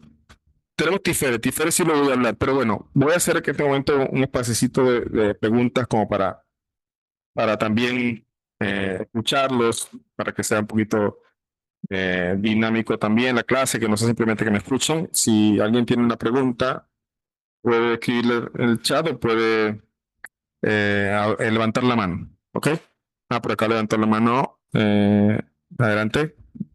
Creo que Gisela, ¿cierto es tu nombre? Así es. Buenas Sí, tardes, Rabino. sí. Buenas tardes a todos. Buenas tardes. Rabino, ¿nos podría ayudar a definir qué significa la palabra amor en el judaísmo?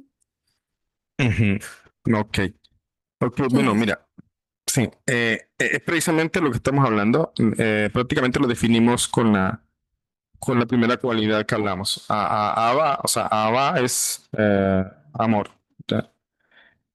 Pero lo que estamos diciendo hace un momento, o sea, el amor, tal cual en el judaísmo significa, esos son esos actos de bondad. O sea, ¿qué significa? Pues simplemente es eso, amor, pero la pregunta yo creo que se entiende es cómo se expresa ese amor. ¿Ya? Es cómo se expresa ese amor que no conocemos.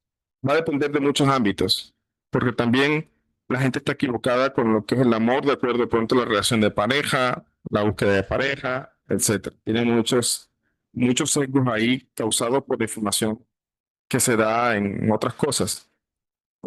El amor en el judaísmo requiere disciplina, ¿ya? O sea, requiere precisamente momentos donde hay que hacer algo en aras del bienestar de ese amor.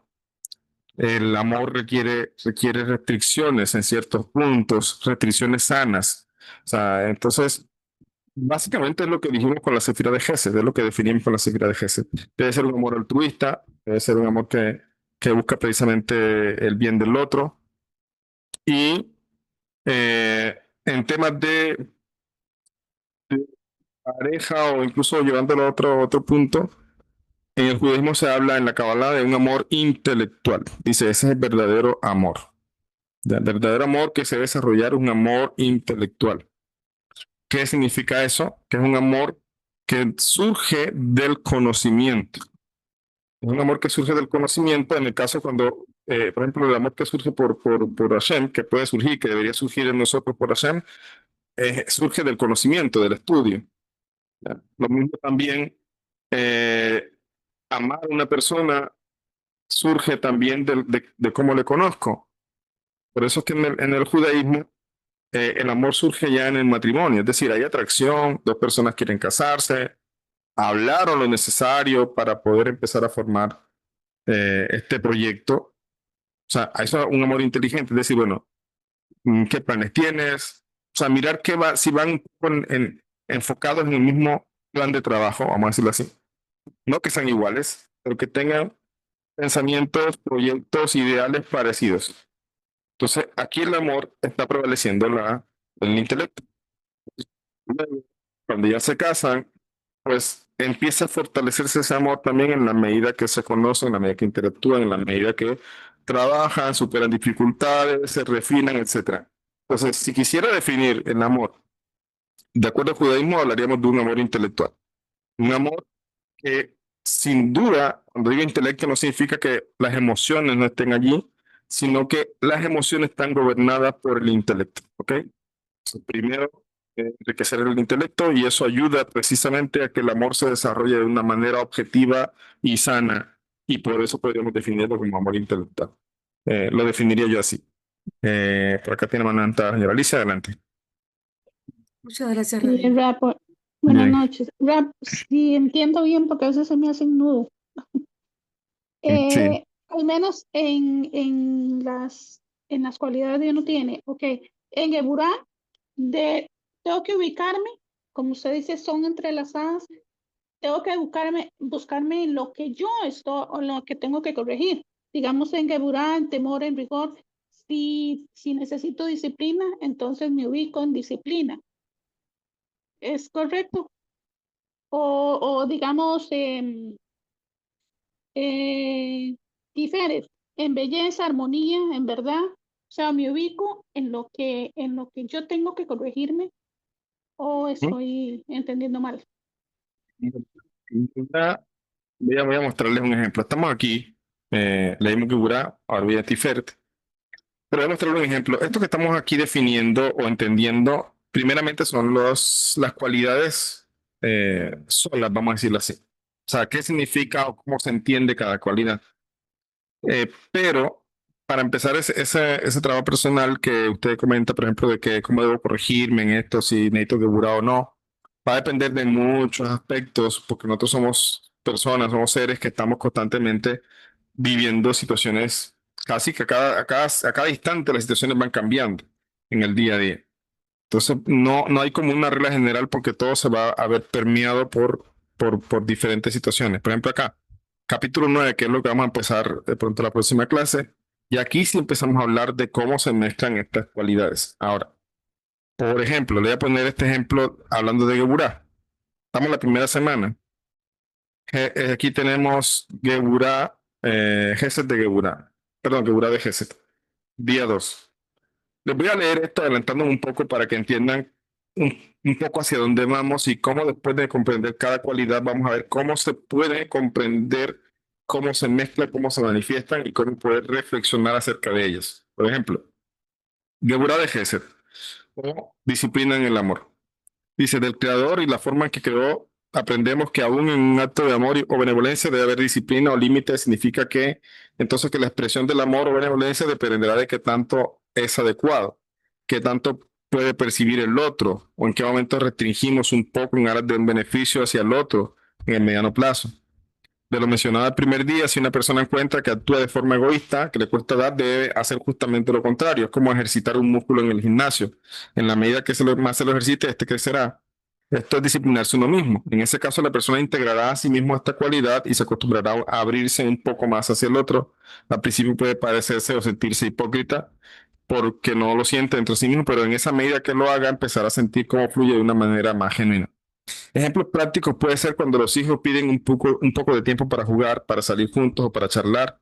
Si son ya más grandes, a veces puede el adulto estar cansado, pero medita en su hijo, reflexiona por un instante que hay más allá de esa aparente simple repetición. Por un instante de compartir tiempo, perdón, el chico o chica en su mundo quiere comentar algo, quiere un consejo, qué cosas que le pueden estar causando, preguntas internamente en cuanto a cierta situación de su vida inexperta, etcétera, etcétera. Voy a resumir un poco acá, voy a los ejercicios prácticos. Reflexiones del día. Estos son ejercicios de reflexión y prácticos. O sea, esfuérzate en hacer algo por otra persona aunque te cueste un poco. Cuando algo nos cuesta, y siempre viene la explicación, cuando algo nos cuesta es cuando más valor tiene. El amor disciplinado requiere sacrificio consciente, salir de la comodidad para darle al otro algo que necesita. El esfuerzo revela cuánto realmente importan los demás para ti. Dar sin esfuerzo es fácil, dar con esfuerzo es amor verdadero. Acá, reflexiona si estás siendo muy duro con tus hijos o tus hijas o tus semejantes en aras del amor. Porque en aras del amor se puede hacer a veces duro. Entonces, a veces confundimos amor con control o sobreprotección. La disciplina sin empatía puede sofocar y endurecer el corazón del otro. Amar también implica corregir, pero con ternura. Revisa si tus palabras construyen o solo imponen. El rigor sin dulzura puede cerrar más puertas que las que abre. Acá, reflexiona si no puedes flexibilizar tus posiciones sobre un asunto. Eres demasiado duro.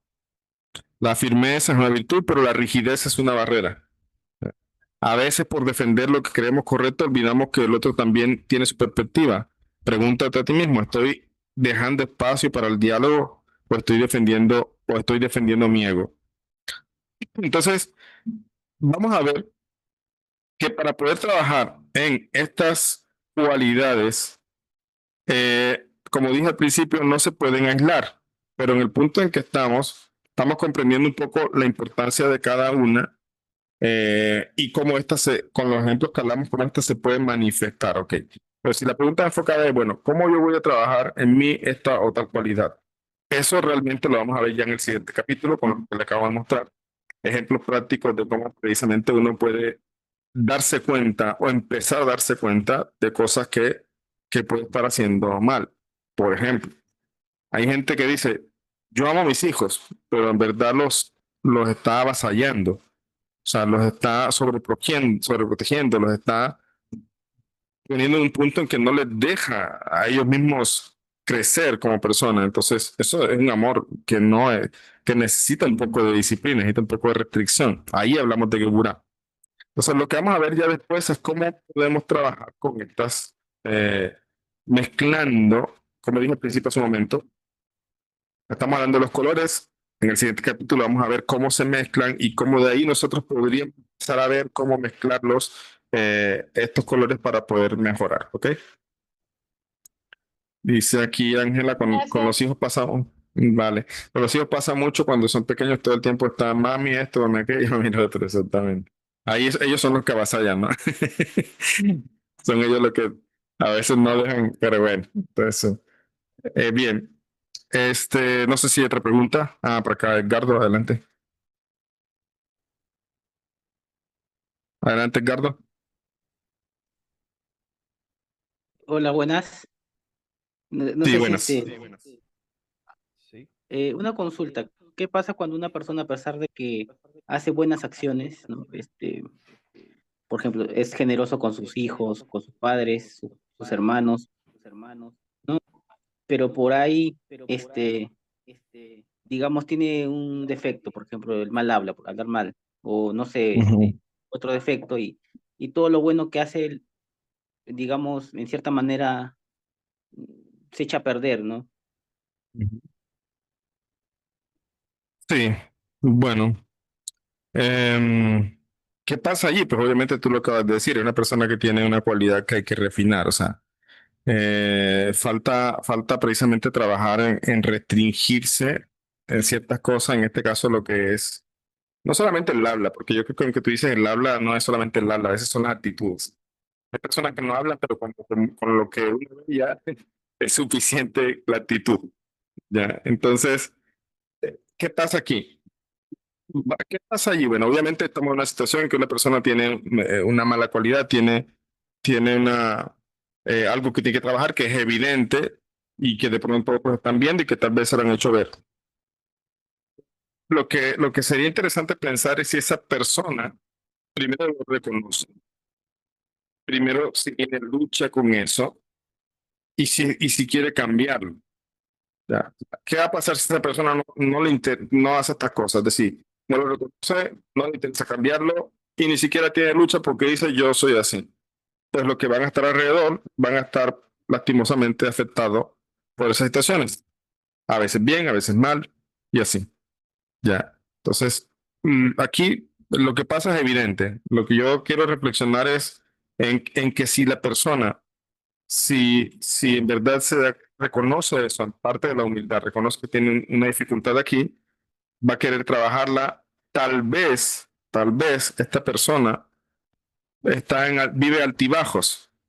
Es decir, tal vez está bien, se siente chévere con la gente, le está haciendo algo bonito, algo bueno, pero después vemos que hizo algo por impulso y hay que ver si experimenta remordimiento por eso, como decía. Si lo experimenta viviendo en altibajos, ya, a veces está bien, después siente culpa, dice, ¿qué hice? Ya dañé todo lo que hice. Está viviendo en altibajos. Si la persona lo identifica, no se siente bien porque obviamente experimenta remordimiento.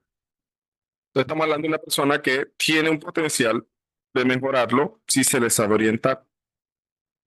Pero si es una persona que dice, así soy yo, o aunque no lo diga, eso es lo que da a entender, y todo el mundo tiene que aguantárselo cuando está bien y cuando está mal, va a ser muy difícil que quiera cambiar y no lo van a hacer cambiar los demás. Ya. Tiene que empezar por sí mismo. Entonces, creo que ahí por lo menos doy un enfoque a la respuesta, decir qué pasa, probablemente hay un problema, son afectados los cercanos, pero eso puede cambiar si pensamos en qué pasa dentro de la persona. ¿Qué pasa? A veces la persona por orgullo no lo comenta, pero si tiene una persona, digamos, como de más autoridad, una persona con la que siente que puede confiar, le dice, en verdad me siento mal, en verdad he tratado, estoy luchando, no lo puedo controlar, entonces hay que dar una orientación, porque vemos de pronto una intención, que lo que pasa entre ellas es un interés en cambiar y una lucha interna. Entonces, si eso pasa, es bueno, hay una lucha interna por cambiar. Si no pasa, es muy difícil cambiar hasta que no pasen cosas diferentes. ¿Ok? Edgardo, adelante.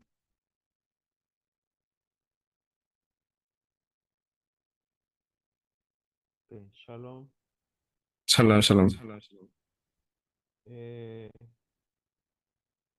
ok. Rabino, mi pregunta es referente a la primera parte de la clase.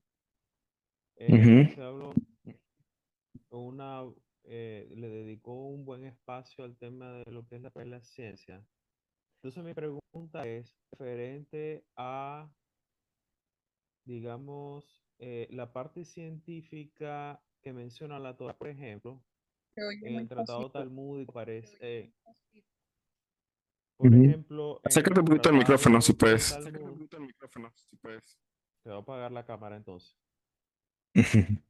No, se escucha bien, solamente que escucha bajito. Ok, ok.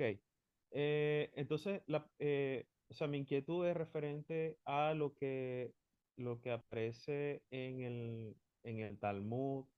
El Rambán habla, por ejemplo, todo lo que es muchos remedios que habían para la época del Talmud, ¿Mm? para la medicina de la época, eso es Torah. Entonces, hoy en día la ciencia moderna, o sea, la medicina moderna, no toma en cuenta ese tipo de remedios. Ni Ujú. siquiera, o sea, no es por el tema de que sea la parte religiosa, sino que como digamos, el Talmud y el Rambán, cuando habla de temas de medicina y citando textos de Torah, lo hacía, digamos, con los hallazgos que habían en la época, pero hoy en día la medicina tiene sus hallazgos muchísimo, muchísimo más avanzados. Ujú. Entonces, usted menciona o mencionó de que, digamos que la Torá da un dictamen y entonces pasan muchos años para que la ciencia pueda comprobar eso que dice, digamos, eso que dice la ciencia. Es más, creo que no estoy totalmente seguro, creo que escuché que la Kabbalah, el Hasidú, algo así, enseña que hay 7 planetas. Entonces, el mundo siempre hemos creído, como usted bien decía, que habían 9 planetas, pero donde yo he leído, creo que la Kabbalah, la Hasidú dicen que son 7 planetas. Entonces, Bien. Ujú. hay como que una hay como que o sea, como que se complementan, o sea, pareciera que la Torah dice ciertas cosas, remedio y esas cosas, pero la ciencia como que ha superado y de hecho los rabinos dicen que prácticamente la halajá es seguir al médico. O sea, porque el médico es el que tiene, digamos, los descubrimientos recientes. Pero Sí. quedaron esos remedios en el pasado. Entonces, ¿cómo se puede? O sea, ajá, la Torah es absoluta, pero está eso también de que pareciera que la ciencia, en cierto sentido, complementa, para no decir que la Torah está equivocada, porque no, por supuesto que no. Mira, en verdad hay que hacer un análisis profundo de cada cosa que mencionaste. Por ejemplo, ya voy a cerrar de aquí el micrófono. Ok, ya. Que me escucho a mí mismo. Por ejemplo, mira, voy a poner un ejemplo. La lepra que menciona la Torah es la lepra que conocemos hoy que la produce un microorganismo, una bacteria. No es el ¿Ustedes qué Sarat, dicen? es el Sarat. Sarat, es una enfermedad Por ritual. eso, hay un microorganismo Pero, que yo ya lo va, pero vi. disculpe, Ujú. Rabino, Sí, sí te escucho. Bueno, sigo. no, no, le comentaba que el cáncer moderno era la continuación del Sarat de la antigüedad. ¿Es cierto eso? No, es lo que te iba a decir. Mira, presta atención. Mira, la lepra es una enfermedad catalogada hoy día por la ciencia, llamada así lepra, y que es producida por una bacteria. O sea, es una bacteria que se llama, de hecho, aquí la está buscando, Mycobacterium leprae se llama. Ahora, así lo cataloga la ciencia. O sea, y es un descubrimiento científico y es sin duda estudios microbiológicos y han descubierto que hay algo detrás de esto que llamamos lepra. ¿Ok? Una explicación científica, un microorganismo. Ahora, ¿es esta lepra la lepra que menciona la Torah? Cerrar el micrófono. ¿Alguien tiene el micrófono abierto, por favor? Ok, ya. Entonces, ¿es esta lepra en verdad la misma? No, no es la misma. La lepra a pesar de que lo traducimos como lepra, se le traduce así. Si ustedes leen los comentarios de Rashi y todo, el zarat que daba en la época de la Torah era algo que tenía que ver con una afección, por decirlo así, o una cualidad espiritual que se mostraba de una manera negativa. Además, ¿quiénes eran propensos a la lepra? Los grandes sadiquín. Ya, uno piensa, no, el leproso es alguien bajo, alguien, no, realmente alguien elevado era el que le daba lepra. Precisamente por eso la lepra dejó de suceder, porque precisamente hoy todos estuviéramos leprosos. ¿Ya? Entonces, realmente quienes sufrían la lepra, personas elevadas muy grandes espiritualmente, que por un pequeño defecto, vamos a decirlo así, una pequeña mala cualidad, se evidenciaba entonces una mancha, por decirlo algo, que corregir en su alma. Eso era una manera de demostrarte que había algo en tu alma que no estaba bien y tenías que corregirlo, por eso él era aislado, y por eso él tenía que reflexionar y por eso él tenía que evaluar muchas cosas. También hablamos de que a veces era por el tema de la Shonjara, etcétera, etcétera. Entonces, aquí hay un ejemplo de algo que la Torah menciona como una enfermedad que no necesariamente es lo que la ciencia llama como enfermedad. Ok, eso por un lado.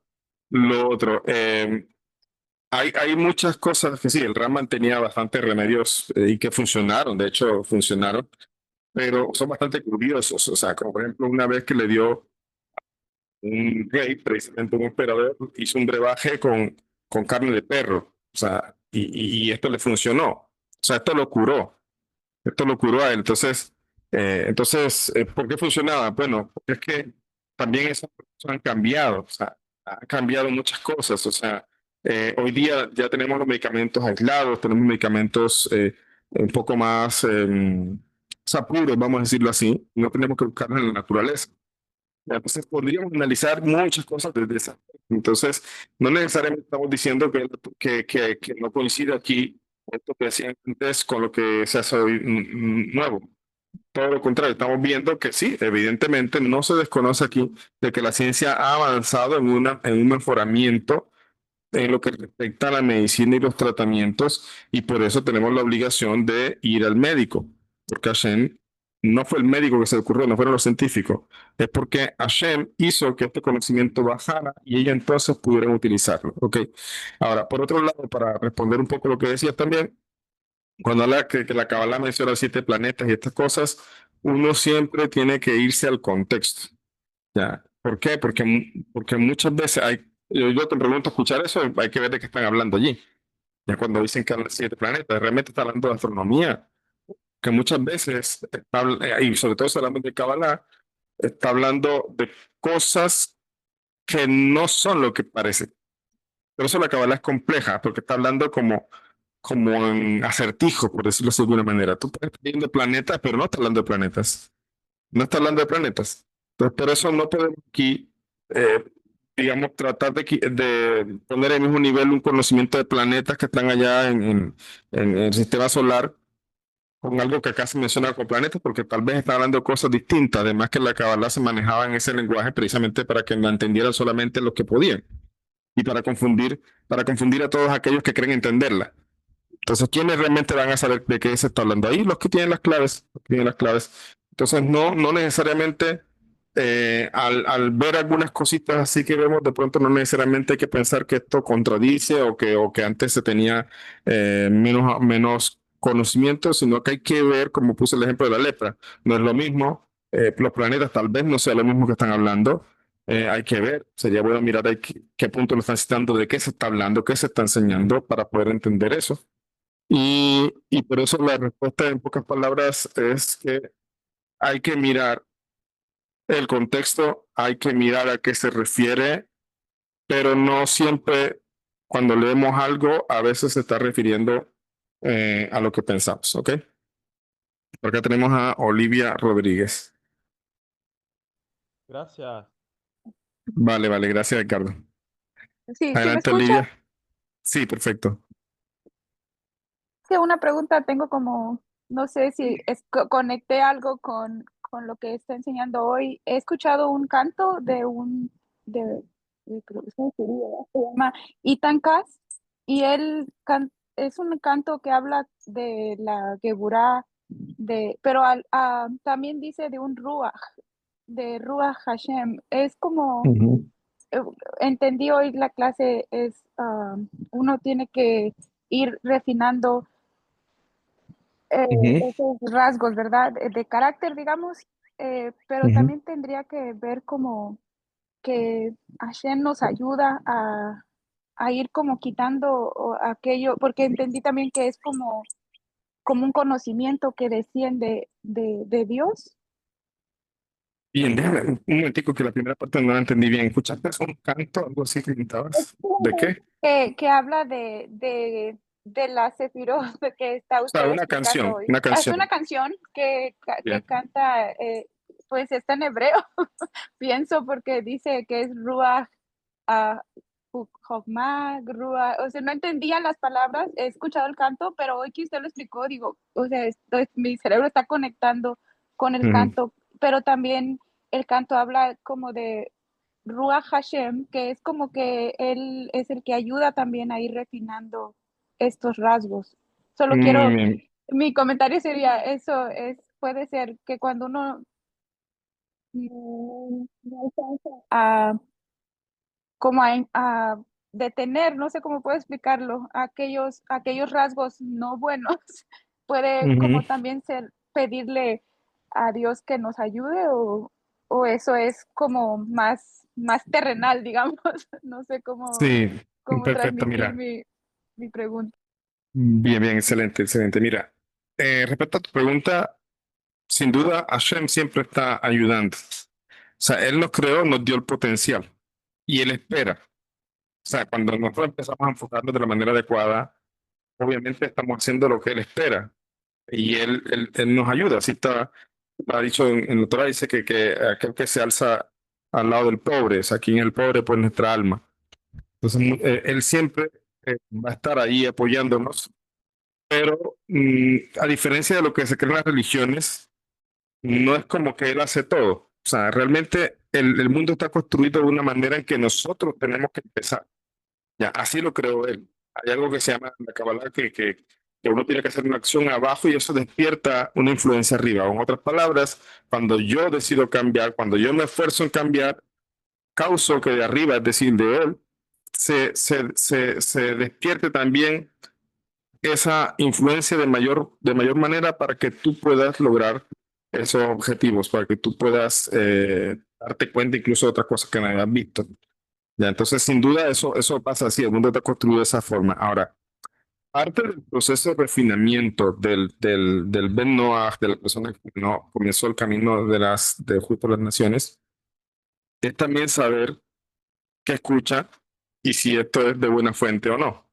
Ya, es decir, yo no estoy diciendo que lo que escuchaste, no tengo manera de decirte que está mal, ni que no sea un judío, ni que no sea una canción judía de alguien que realmente... yo no te puedo decir eso, pero hay que ver también que hay muchas canciones por ahí. De hecho, hay grupos mesiánicos israelíes que cantan en hebreo.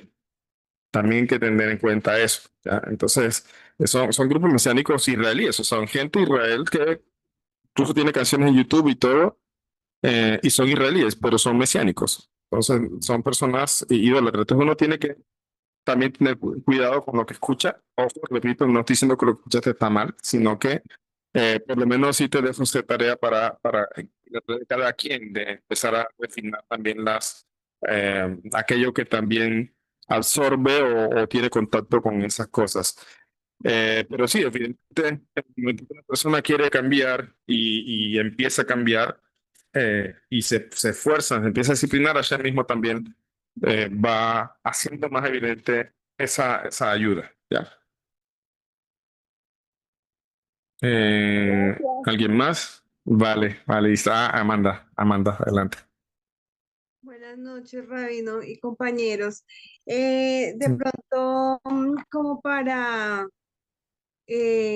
concluir o sintetizar un poco, que mi mente lo entienda, yo sé que ya lo dijo, pero cómo identificar que uno está expresando de manera negativa el amor y también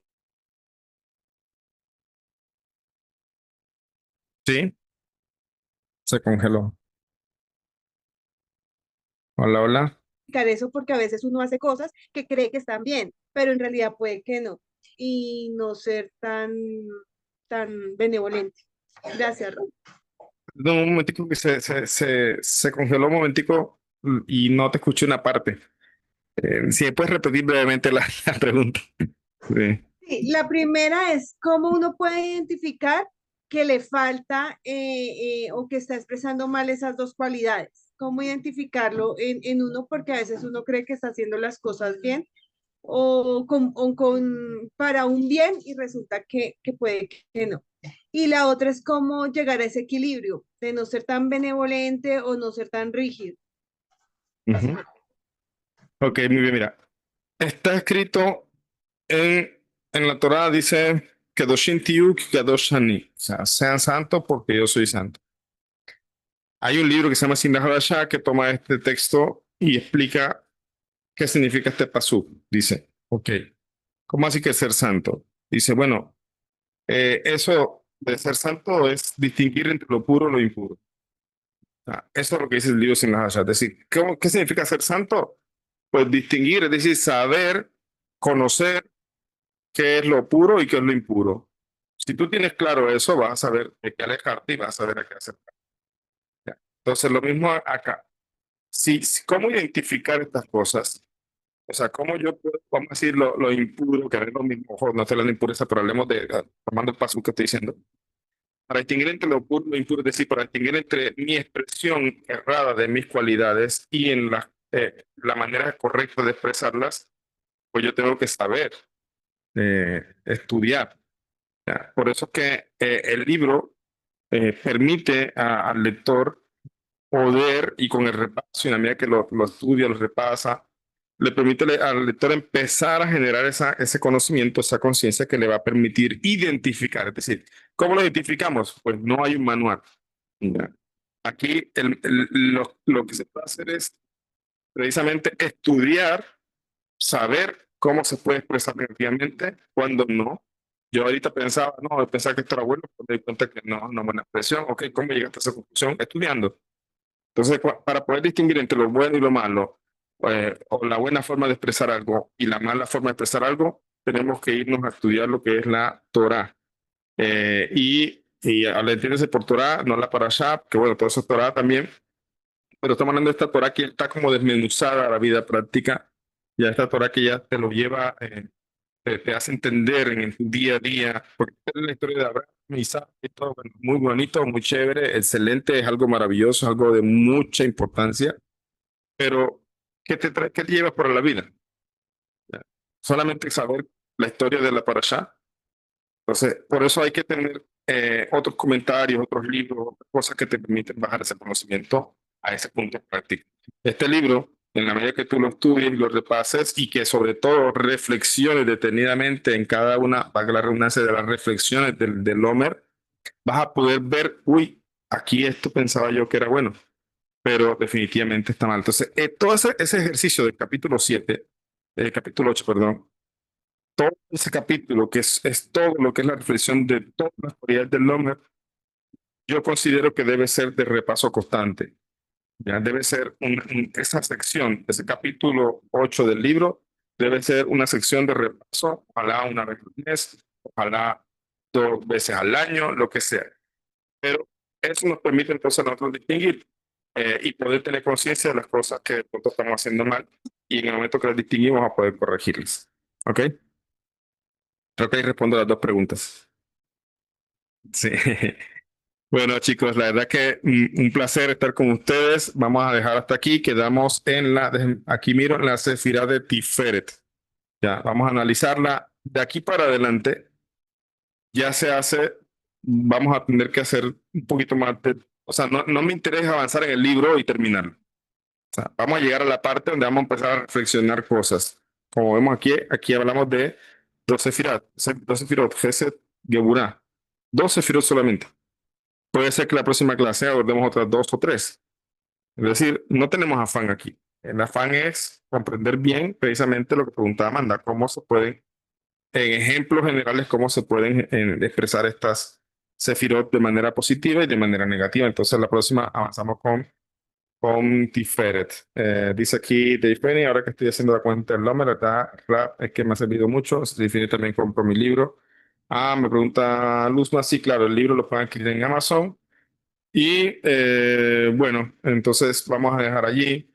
Besrat Hashem, que sigamos trabajando muchísimo, que Hashem les dé la sabiduría también para empezar, y la humildad sobre todo, para empezar a vislumbrar todas estas cosas, tanto los talentos que tenemos como las cosas que mejorar, y cada día avanzar muchísimo más. Les deseo a todos una excelente noche, un excelente resto de semana, y nos vemos la próxima semana. Besrat Hashem. Todo lo Chao, bueno, chao. bonito para usted. Gracias. Luego, Rabino. Bueno, Luego. Buenas noches. Saludos. Gracias, Rabino. chao, Gracias. chao. Bendiga. Gracias, Rabino.